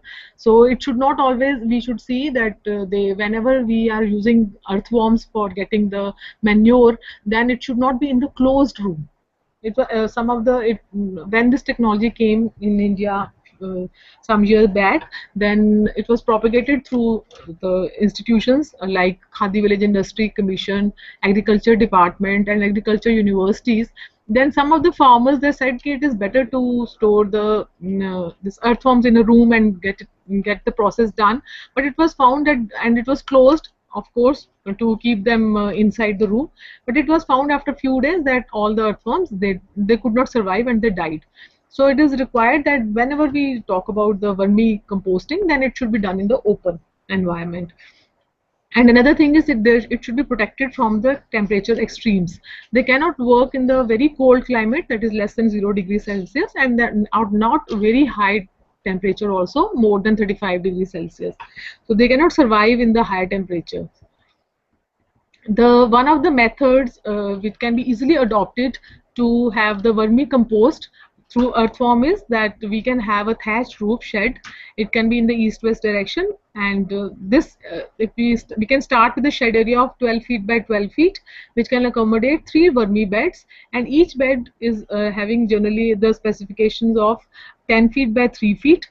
10 feet is the length and 3 feet is the width of each vermi bed, and 1 feet is the space required in between the vermi beds, so that the person can take care of the vermi beds when the process of vermicomposting is going on. Generally, in 9 to 12 quintals of waste in one cycle, that is around 45 days, is there. And the base of the this vermi bed, it is raised 6 inches above the ground, so that to protect it from the flooding in the rains. Site is first watered, then around 6 inch of layer of slowly biodegradable waste like dried leaves, straw, sugarcane trash, paddy husk. They are layered upon on the bottom. After that, 1 inch layer of the vermicompost or farmyard manure is done on that, and thereafter the earthworms are released at the rate of around 1 to 1.5 kg per vermi bed. And waste loading, that is the organic waste loading on each vermi bed, should not be more than 2 to 3 inches per day. And in one cycle, that is around 45 days, it can treat 3 to 4 quintals of organic waste. And the height of this organic waste should not be more than 1.5 feet. This waste is covered with the jute mat, so that you see, since this earthworms, they are very good food for the birds. So it is better to protect them, otherwise the birds can just eat them, and we will not get our manure. So the factors which affect the vermicomposting, that is, one is we should give them adequate food, that I have already discussed. Cow dung they prefer, so on the first and in the first few cycles, it is better to give them cow dung only, and later on we can add the other materials, and the material organic waste should be preferably neutral. Then it should be adequate moisture, that it should always be kept moist, and for that we have to sprinkle water every day on that. Especially in the summers, it can be twice also, we have to sprinkle the water so that it is moist. In winter, maybe after one day we can sprinkle the water. And the suitable temperature, it should not be very low and it should not be very high. They won't be able to survive. And to protect it from the light, the shed is to be made, or maybe if a person cannot afford a shed, then maybe under a big tree also, in the shadow of that tree with leaves, it can be, even that can also serve the purpose. And as I've discussed, that the feeding material should not be either very alkaline in nature or very acidic in nature, because they won't be able to survive and when such type of food is given to them. Whenever we feed them with the organic waste, they reduce the volume to around 60%, 50 to 60%. So if there is around 1000 tons of organic waste, then around 300 tons of our manure we can, on an average, we can get from them. And each earthworm, it weighs around 0.5 to 0.6 gram, and they can eat the waste equivalent to their body weight, that is 0.5 to 0.6 gram, or maybe around 1 gram, till 1 gram. They can eat this much amount of waste every day, and they produce a cost equivalent to around 50% of the waste which it consumes in a day. So these compost worms, they are big eaters. That is why they are harnessed for such type of purpose. And the ideal moisture content, as I have just discussed, for the materials in conventional composting systems is just for 50 to 60%, but the moisture content for the vermicomposting is higher. It is almost double. It is 70 to 90%. And the main food which they can have is cattle dung, fresh food scraps like peels and other food waste, leftovers, commercial food processing waste, etc. And they can eat even paper and other cardboard waste also.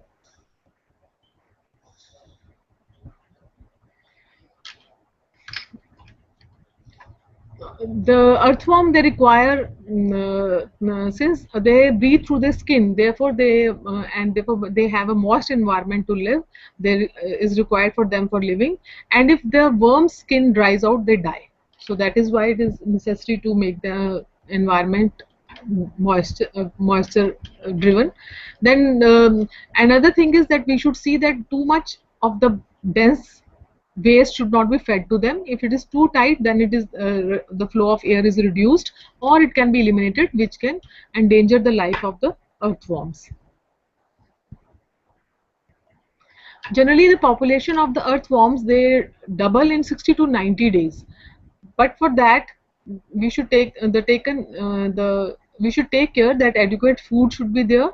Then they should get the air, proper air, and temperature should be between 15 to 30 degrees Celsius, and not much dense food should be given to them. Organic waste should be fed to them. In the first cycle, however, it takes longer time for vermicompost to be obtained, like it is around 2 months, around 60 days. But in the consequently, the number of the days to get the manure are reduced.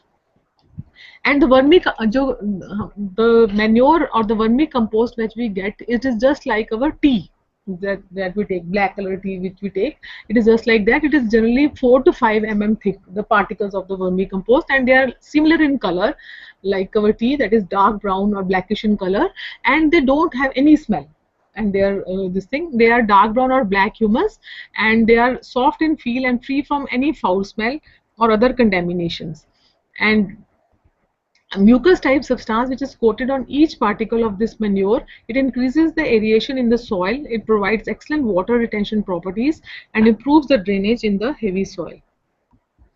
It also contains certain moisture content also. Now when we compare the nutrient values of manure which is obtained from farmyard as well as the organic manure which we contain from vermicompost, then we will find there is a difference. The nutrient contents are much more in vermicompost type of manure as compared to farmyard manure. Like you can see, the nitrogen, it is around 3 times as compared to farmyard manure. Similarly, phosphorus is also much higher in the vermicompost. Potassium is 0.8% as compared to farmyard manure, which is 0.5%. Calcium, however, is lesser in vermicompost as compared to farmyard manure. And iron content, that is other micronutrients, that is iron, manganese, zinc, copper, and other micronutrients, they are also in having a better value in the vermicompost as compared in the farmyard manure. The main advantages of using the vermicompost is that it requires a very low investment. Just we have to build a small kacha shed, you can say, with less investment, and it can be done even in the open areas under the tree shed.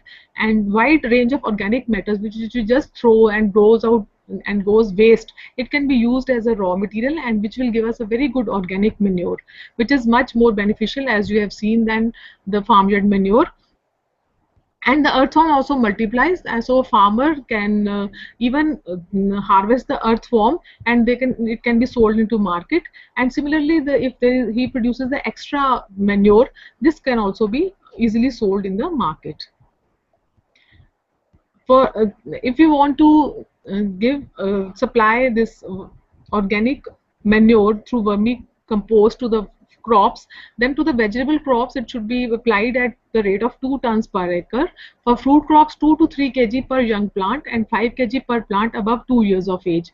For potted plants, generally 3 parts of soil and 1 part of vermicompost is applied. So this was regarding the composting method, and one of the technology which I have discussed.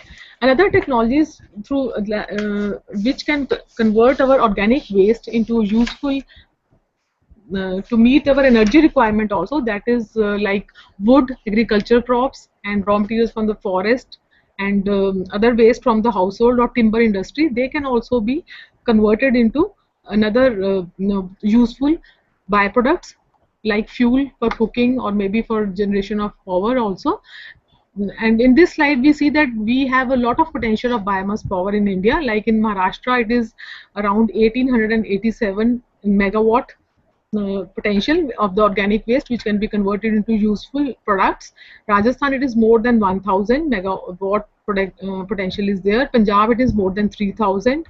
In Karnataka also it is, and Tamil Nadu, and as well as Kerala also, it is more than 1000. In Uttar Pradesh, the potential is 16,017 of biomass in megawatts. In Madhya Pradesh, it is around 1300 megawatts. Now, this biomass can be converted into energy by thermal conversion, that is directly by direct combustion. Then it is directly burnt to produce heat energy, or through gasification or pyrolysis to produce solid, liquid or gaseous biofuels. Another method to produce energy from the biomass is biochemical conversion. Here it involves the microorganisms or enzymes. In anaerobic digestion and fermentation, liquid or gaseous biofuel is produced so as to give heat or to power the engines. In the thermal conversion of the biomass, we generally burn the biomass to create heat. The efficiency is from 5 to 15%. It can be used directly for heating, cooking or industrial processes, or indirectly to generate electricity. Almost it has been found in 2011 census that 85% of the rural households, they still depend on traditional biomass fuel for their cooking energy, like cow dung cakes or burning of our agriculture waste. At biomass power plants, biomass is burned in a boiler to produce the high pressure steam which drives the turbine to generate electricity.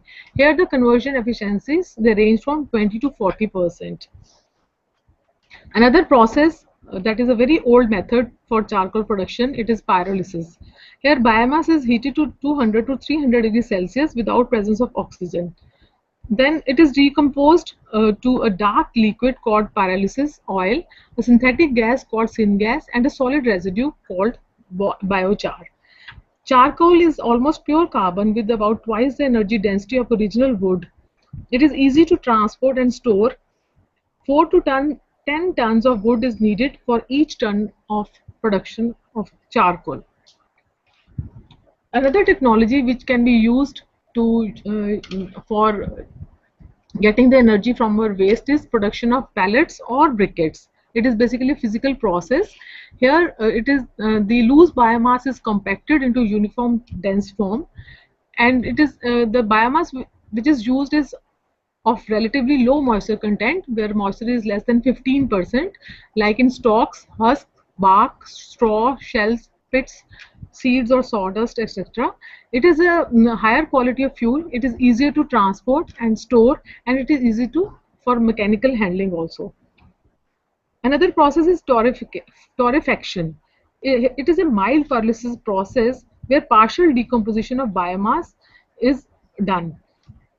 It produces pellets through high temperature oxygen removal process similar to making charcoal. Biomass is heated to about 200 to 300 degrees Celsius. It loses 20% of its biomass but retains 90% of the energy. It has 30% higher heat content in comparison with the original biomass. And it is also hydrophobic in nature, that is, it doesn't absorb moisture from the air. Another process which is used for getting the fuel as well as manure, it is biochemical. One of the processes, that is biogas. Here there is a bacteria which break down the biomass in the absence of air. Methane is also produced, which can be used as fuel for heating and power generation. And in addition to that, we get organic manure also. And another is biofuel, with the product which we can get after biochemical reaction, that is primarily derived from sugarcane, maize, beets and other starchy crops. It is due to fermentation. Here simple sugars are converted to alcohol and carbon dioxide, and ethanol is separated using heat to distill the mixture. So what happens is a similar process is used to turn agricultural products into ethanol, and then it can be used for running our even vehicles also. Like it has been found that it is quite useful when we mix around 85% of the biofuel in the form of ethanol and 15% of the petrol. In USA, Sweden and Brazil, even the vehicles, they run on 100% of biofuels. So this can save our fossil fuel like petrol, which is help in sustainable energy, you can say, usage.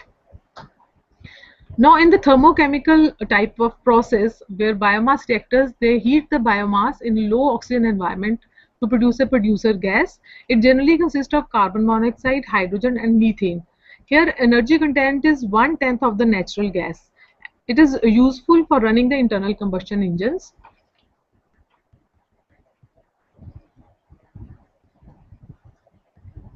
Basically, this process is carried out in a reactor that is biomass gasifier, which converts the biomass into clean gaseous fuel by heating the biomass in limited oxygen, where solid biomass breaks down to form a flammable gas which is known as producer gas.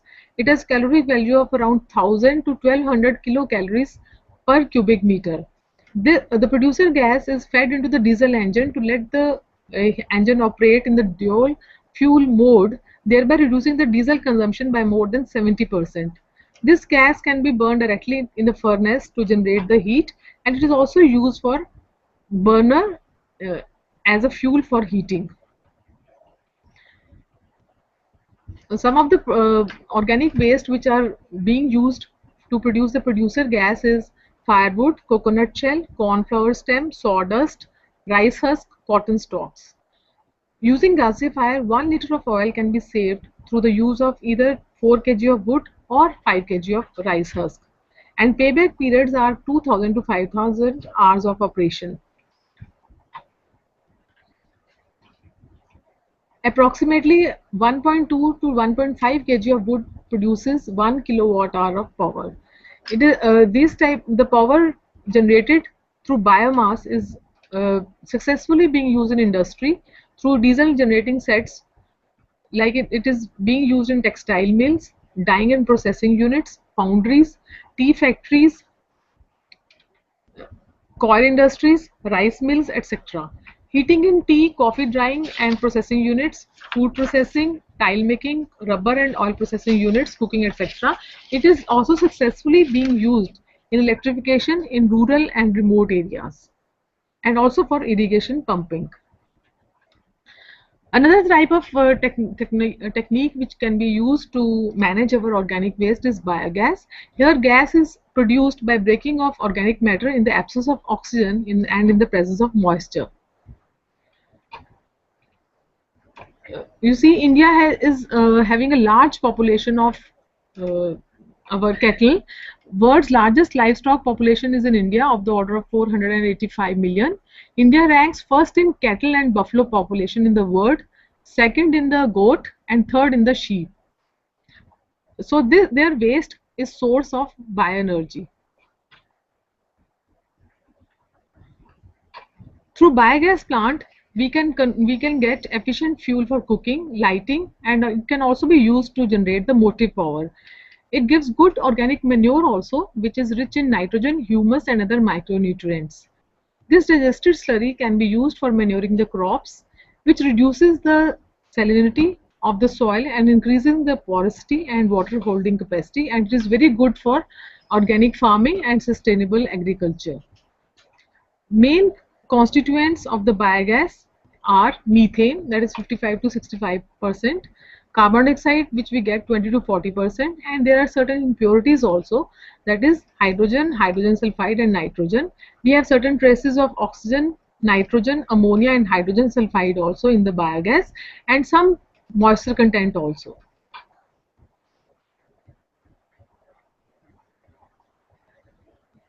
Biogas is lighter than air at about 20%. The ignition point is in the range of 650 to 750 degrees Celsius. It is odorless and colorless gas that burns with clear blue flame, which is similar to LPG gas. However, its calorific value is 20 megajoules per cubic meter, which is lesser than our LPG. So that is why the holes, the special type of chula is required when we use it for cooking purpose. The chula is having a wider diameter of the holes as compared to our chula, which is connected with the LPG gas at our home. It burns with a 60% efficiency in the conventional biogas stove. 1 cubic meter of biogas is equivalent to 0.52 liter of diesel, 0.62 liters of kerosene, 3.5 kg of wood, 12.3 kg of cattle dung cake. You see, if we burn cattle dung cake, then the thermal efficiency which we receive is just 11%. But when we convert it into biogas, we get 60% of the thermal efficiency. Then 0.43 kg of LPG, that is biogas. It is around half the having the calorific value as compared to LPG, and 1.46 kg of coal.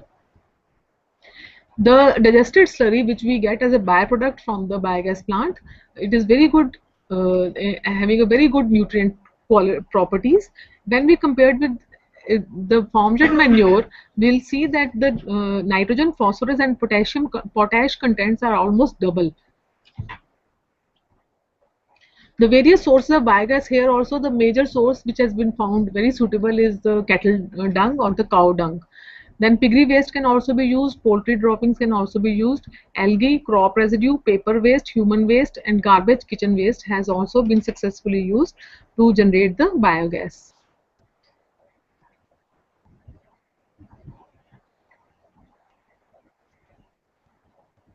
We have three major processes through which phases of anaerobic digestion takes place.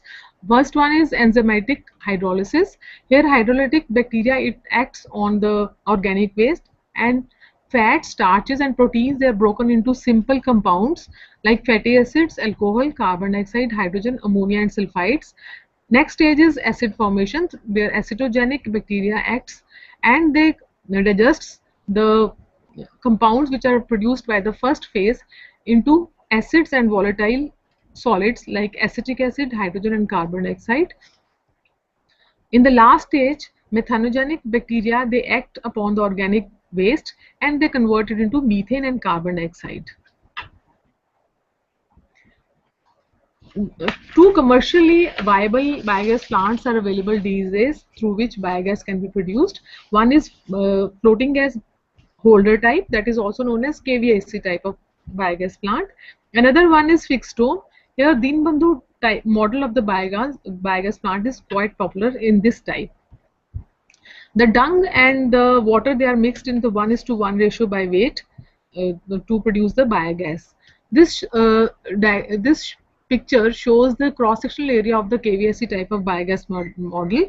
Here we have inlet tank where the water and cow dung, they are mixed in equal quantities, and then through pipe it is fed into the digester area, digestion chamber, which is made up of brick masonry structure of the KVAC type of biogas plant. And after the fermentation and decomposition, when microorganisms act upon them, we get gas which is lighter than the air, and it gets stored up in the gas holder on the top, which is made up of mild steel drum for gas collection. And after since the digested slurry, it is lighter than the inlet cow dung or organic waste, so it automatically through gravity it rises up on the outlet side of the biogas plant, and from there this slurry can be used for our organic manure purpose. We can see there is a partition wall in between the digester, that is the lower portion of the KVAC type of biogas plant. This partition wall is there when the capacity of the biogas plant is more than 6 cubic meter. Basically the main purpose of this biogas, partition wall is to retain the product for a longer time in the digester so that proper fermentation or decomposition takes place. Otherwise what happens is, if the capacity is more, then directly whatever we feed, it comes out. That is, you can say short circuit takes place, and to avoid this and for proper longer retention time in the digester for fermentation, this wall is made. This is how it looks when we see it from outside. There is a black, you can say, drum, that is the gas holder, and the digester chamber, it is below the ground level. And on the right side you can see there is a mixing tank where the cow dung and water, it is mixed with the help of stirrer. This is another type of biogas plant, that is fixed dome, and the model is Deenbandhu type biogas plant. This is underground brick masonry compartment with the dome on the top for gas storage. It is spherical in shape, that is gas holder, and it has a concave bottom. This is the cost of, since it is masonry based structure, so cost is around 40% less than the KVAC type because of the there is absence of any steel part here. And here also the same function takes place. Then in inlet tank we mix the water and biogas cow dung, and it is led to the digester where it ferments, and the gas through the gas chamber there is a pipe which is connected to the kitchen, and through this the biogas moves to the kitchen to supply fuel for cooking purpose. And through the outlet we get the slurry, and this slurry, it has to be dried, but it has to be dried in shade, otherwise the nitrogen content of the of our manure, it is evaporated. And this digested slurry, it is increases the crop yield, and it should be supplied at the rate of 10 tons per hectare in the irrigated land and 5 tons per hectare for dry farming.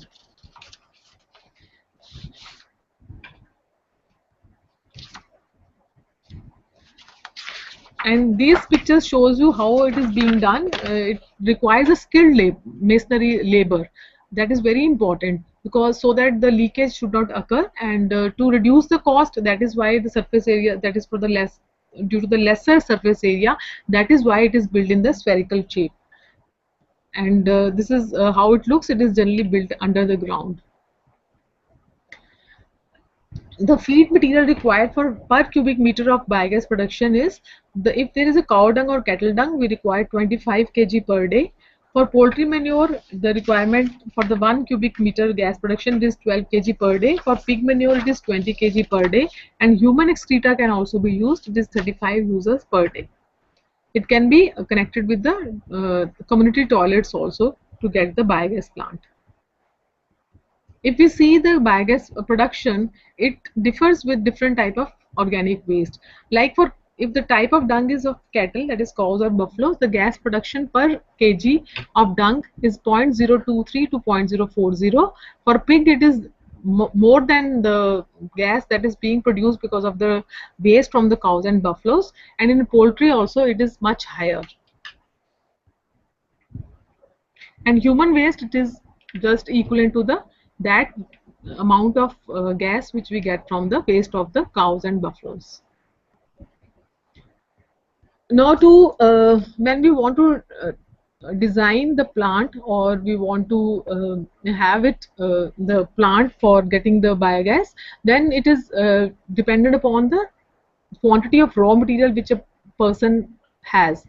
That is, it depends upon the number of the cattle a person has. Thereby he can judge the quantity of raw material he can have to feed to the biogas plant to get the cooking fuel and manure. It has been found that on an average, the dung availability through cow waste is 10 to 15 kg per day. From buffalo, it is almost double. From pig, it is 2.5 to 3.5 kg, and chicken, it is just 90 grams.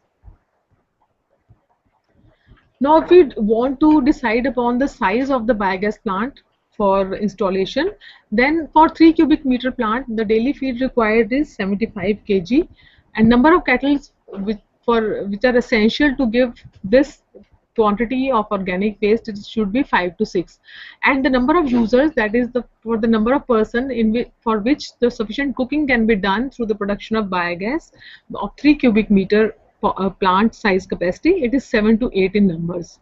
The most commonly used size of the biogas plant is 4 cubic meter, which requires daily feed of 100 kg, and number of cattle available should be 7 to 8, and number of users which can take the fuel for cooking, it is 10 to 11 in numbers. The smallest biogas plant is having a capacity of 1 cubic meter per day, and it can produce around 35 cubic feet gas per day, and which will be sufficient for preparation of food, etc. for 1 or 2 persons. But this type of, that is 1 cubic meter, is just used for demonstration purpose only. The other sizes which are available are 2, 3, 4, 6, 8, 10 and 15, 25, 35, 45, 60, 80 and 140 cubic meter per day capacity. These are the standard designs available for installation of such capacity of biogas plant. Generally, the plants which range from size from 1 cubic meter to 10 cubic meter, they are classified as the family size of biogas plant, and plants ranging from 15 cubic meter per day to 140 cubic meter per day, they are called community size of biogas plant, and generally they are installed in the community centers or institutions, like in religious places also. We have seen, like I have seen in the Gurdwara and temples, they have been KVSE type of biogas plant has been installed, and they are giving very good fuel output and organic manure also. KVIC type of biogas plant can be installed till 140 cubic meter of capacity, but this is not for the for the case of Deenbandhu type. The Deenbandhu type, the maximum capacity which can be installed by this design is 6 cubic meter, because here the thing is that it is full masonry structure, and that is why there is a limitation of the size which can be get from the design of, that is of the Deenbandhu type. Now, it requires minimum time of retention of our organic matter in the digester of the biogas plant, depending upon the climatic condition of the area. In the coastal areas, to get the sufficient quantity of biogas, in the coastal areas like Karnataka, Andhra Pradesh, Tamil Nadu, Goa and Maharashtra, the retention time is 30 days to get the biogas generation. In the moderate areas like in the plains of Gujarat, Haryana, Punjab, Bihar, Uttar Pradesh, Madhya Pradesh, Rajasthan, West Bengal, the 40 days is the standard retention time of the organic waste in the digester to get the desirable amount of biogas. In the hilly areas like in the Himachal Pradesh, Sikkim, Kashmir and Uttarakhand, the retention days are more, that is 55 days. This slide shows the quantities of biogas required for various applications. For cooking, for 2 inch of burner, we require 0.33 cubic meter per hour of the biogas. For 6 inch burner, it is around 3 times of the same. And per person per day for cooking, we require 0.24 cubic meter per day of the biogas. For lighting the lamp, for 100 candle power, 0.13 cubic meter per hour of biogas is required. But it has been found that it is the least efficient application of the biogas plant, that is to get the lighting from biogas. To run the dual fuel engine, it is quite successful. We require 0.50 cubic meter per hour of the biogas, and 70 to 80% of the diesel oil can be replaced by biogas for horsepower. And for electricity generation of 1 kilowatt hour, we require 0.21 cubic meter of the gas.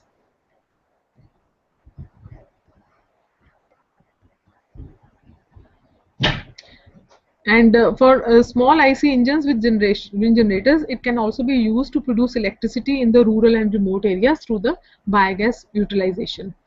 There are certain factors which affects the biogas generation, because we have organic matter and microorganisms which work to give us a useful byproduct as biogas and as well as manure. The important thing is that it should, here also the microorganism, they can survive on the neutral type of input only, that is the pH concentration of the waste should be neutral, 6.5 to 7.5. Temperature, the desirable temperature is 35 to 38 degree Celsius. Below 10 degrees Celsius, the biogas generation stops, and also at a higher temperature at around 50 degrees and above, the biogas generation stops. And at around 20 degrees Celsius, the biogas generation become half as the compared to the full capacity of the biogas plant. So it is recommended that there should always be installed in wherever we have a sufficient sunshine. Then the total solid content should be 8 to 10%. In the cow dung, we have the total solid content of the rate of 20%. That is why we mix water by 1:1 ratio, so that we get the proper solid content for microorganisms to be fed upon. Carbon to nitrogen ratio of the input material should be 30:1. The nitrogen is used to fulfill the protein requirements of the microorganisms, and carbon is used for building the cell structure of the microorganisms. Uniform feeding should be done, that is at the same time and same quantity of the food should be fed in the biogas plant. Then another important point is that no chemical or urea or anything toxic should be added to the feed of the biogas plant, otherwise the microorganisms will be killed and the biogas generation will be stopped. For selecting the site of the biogas plant, some of the factors which should be considered is that the distance between the plant and the site of the gas consumption should be less, so that the labor should be less. There the plant of 2 cubic meter, the optimum distance is 10 meters. Another important point is that sunlight should fall on the plant, as temperature of 25 to 30 degrees Celsius is essential for gas generation in a good rate. And it should be, since it contains a pathogenic bacteria also, so minimum 15 meters should be the distance of the biogas plant from the wells or source of drinking water, and it should be near to kettle shed. Another thing is that the biogas plant, it should be recharged or cleaned after every 10 years, so that we get the maximum biogas production. This area should also be free from roots of the trees, otherwise they will creep and cause the damage to the digester, and sufficient space for operation and maintenance is required. It is recommended that 10 to 20 meter square area should be provided per cubic meter of the gas. In winters, generally, because we have a lower temperature, the generation of biogas is adversely affected. Certain techniques can be used to increase the biogas generation, like using the warm water for dilution of dung, or diluted dung slurry. They can be added to the feeding material, and it can be also kept in the tank for all day, and it can be in the afternoon when it gets little bit warm, then it should be loaded. Then additional organic matter like night soil, which contains the high percentage of nitrogen, that can also be added as a raw material. Kitchen waste, green leaves, grass clippings, they can also be used after drying and mixing with the dung. 1 kg can be added with 100 kg of dung and fed into the plant with water. Another option available to increase the biogas generation is covering the biogas with the gunny bags or polythene sheets during nights, which acts as the insulators. Digested slurry of 2 liters, it can be added to 100 liters of fresh slurry, so as to increase the bacterial population of digester. A tent of plastic sheet can be erected over the floating gas holded plant, which can act as a greenhouse effect and increase the temperature inside the biogas, but then it will add to the cost. Annual saving potential of biogas technology for the family size of biogas plant is of the order of around 1700 kilowatt hours in a year, while for community size biogas plant it is 37,500 kilowatt hours. Now it has got a very good prospects to meet some of our energy demands. If we go in for biogas plant, it is possible to establish 10 million gas plants in the country, and it will provide energy to substitute commercial fuel equivalent to 6.77 million liters of kerosene, which are valued over 30 million rupees. It will also help in producing organic manure to the extent of 75 million tons, thereby reducing the burden on exchequer and promoting the organic farming. The potential of biogas plant in our country is 120 lakhs, and achievements made till 2015 is 48.2 lakhs. So still there is a lot of scope of getting the energy from the biogas plant. So this was regarding all the technologies and techniques which I wanted to discuss regarding getting the useful product from our organic waste. So thank you so much for your patient hearing. Now any questions regarding how the organic waste can be managed to meet to get the organic manure, or for getting the fuel or other benefits from by treating them properly. So I'll request the participants to ask any queries. Is there any question from MVN University, Palwal, regarding organic waste management? Good afternoon, ma'am. Good afternoon. Actually, all the informations are very useful.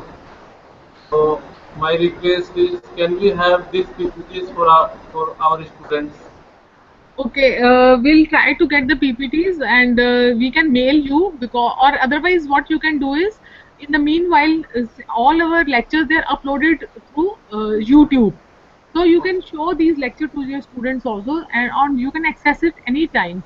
And all the transparencies are also, our PowerPoint presentation are also displayed there. You can see to the YouTube, all the data also. This is one of the option which you can display. And uske liye, what is the...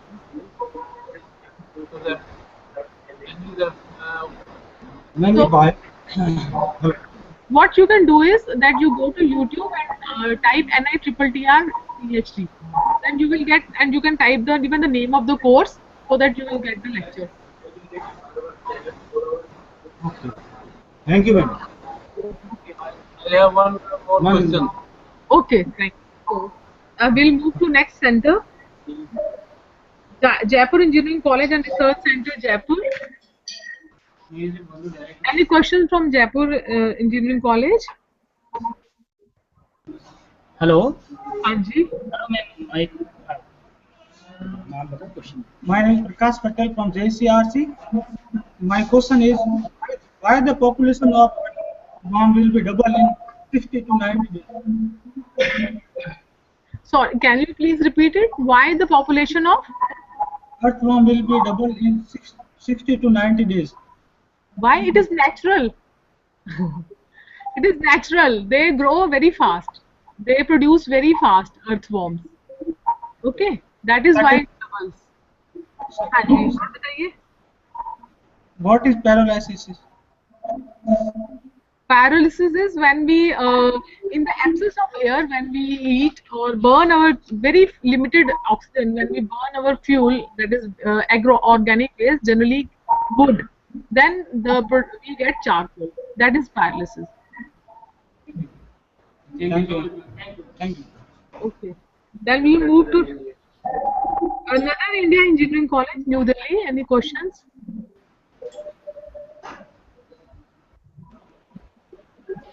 Yes, please.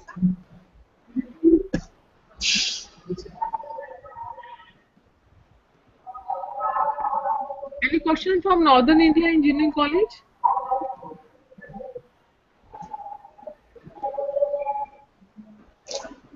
We cannot listen hear from your side. Please, अपने mic.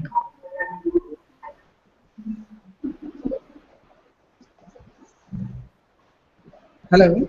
Hello. I am from Northern India Engineering College. Anji. At one place you have said that 1 kilowatt hour equal to 0.21 cubic meter of the gas. Okay. I think it's wrong actually. Okay. Why? Because if you see the calorific value of the gas, Anji. okay, then it is a mismatch actually. It cannot be 1 kilowatt hour. Okay, because generally 1 meter cube of the gas is equivalent to 1 kilowatt hour actually. 1 meter cube of the gas, or you can say 0.8 to 1 cubic meter of the gas is equivalent to 1 kilowatt hour of the energy. But once you are saying 0.21, there is something mismatched somewhere.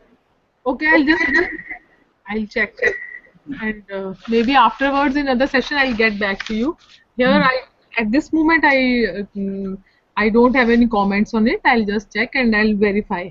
Thank you so much for giving such a valuable input. Any other query or observation? Thank you. So, okay, then we'll move to another center. Gyan Jyoti. Hello. Gyan एक Jyoti. Minute रुको. Hello. Hello. हाँ.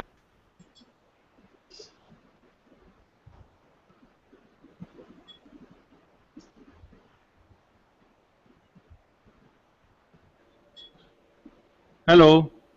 Yes, we are listening. Good afternoon, ma'am. Good afternoon. It was quite an informative session for us, and it helped us a lot. We don't have any question from our side as such. Okay.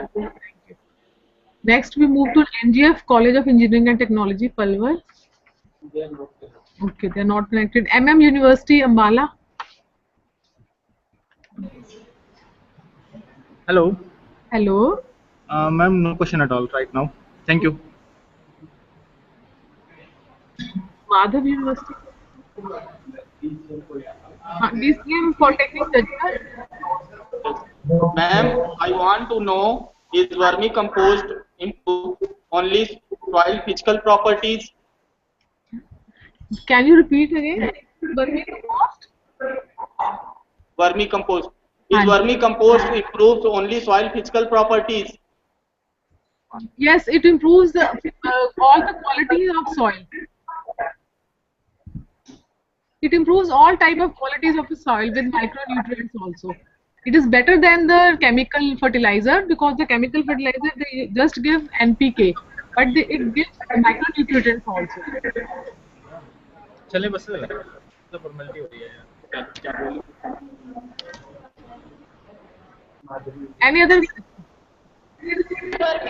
any question from Madhav University, Rohi?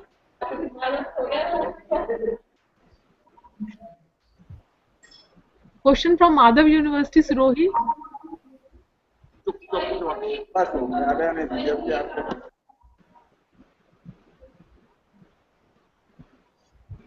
इनका mic on, आपका mic on है? DCM politics. अच्छा, DCM Polytechnic, they want to ask any? No question, ma'am. Madhav University. अच्छा, no question, ma'am. Then next we move to. Okay, all over. Any question from the participants here? Thank you. So Hello. Hanji. Yes. Hello.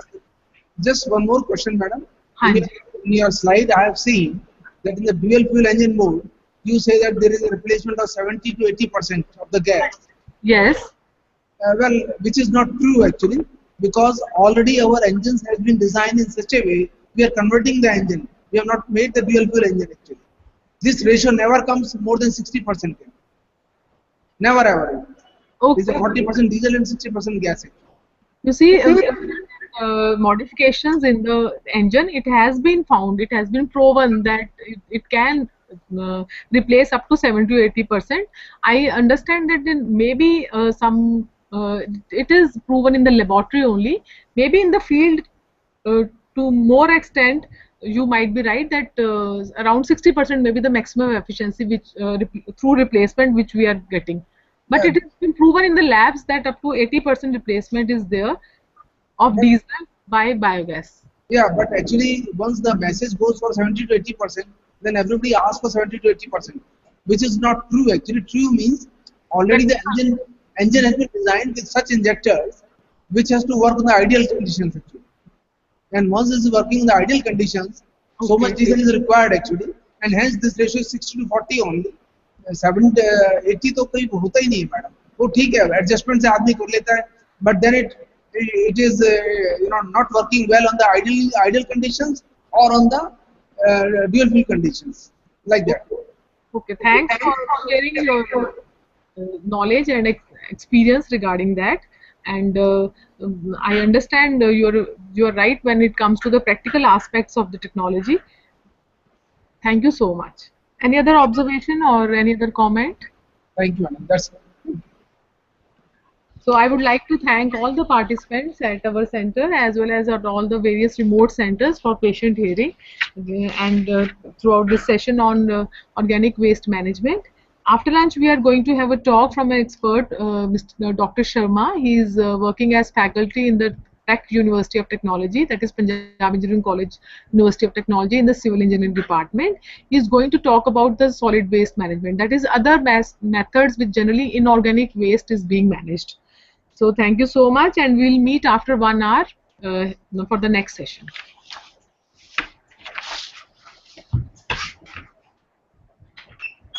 आप अपने certificate के लिए देख लेंगे please. आप ना अपने वो भी देख लीजिए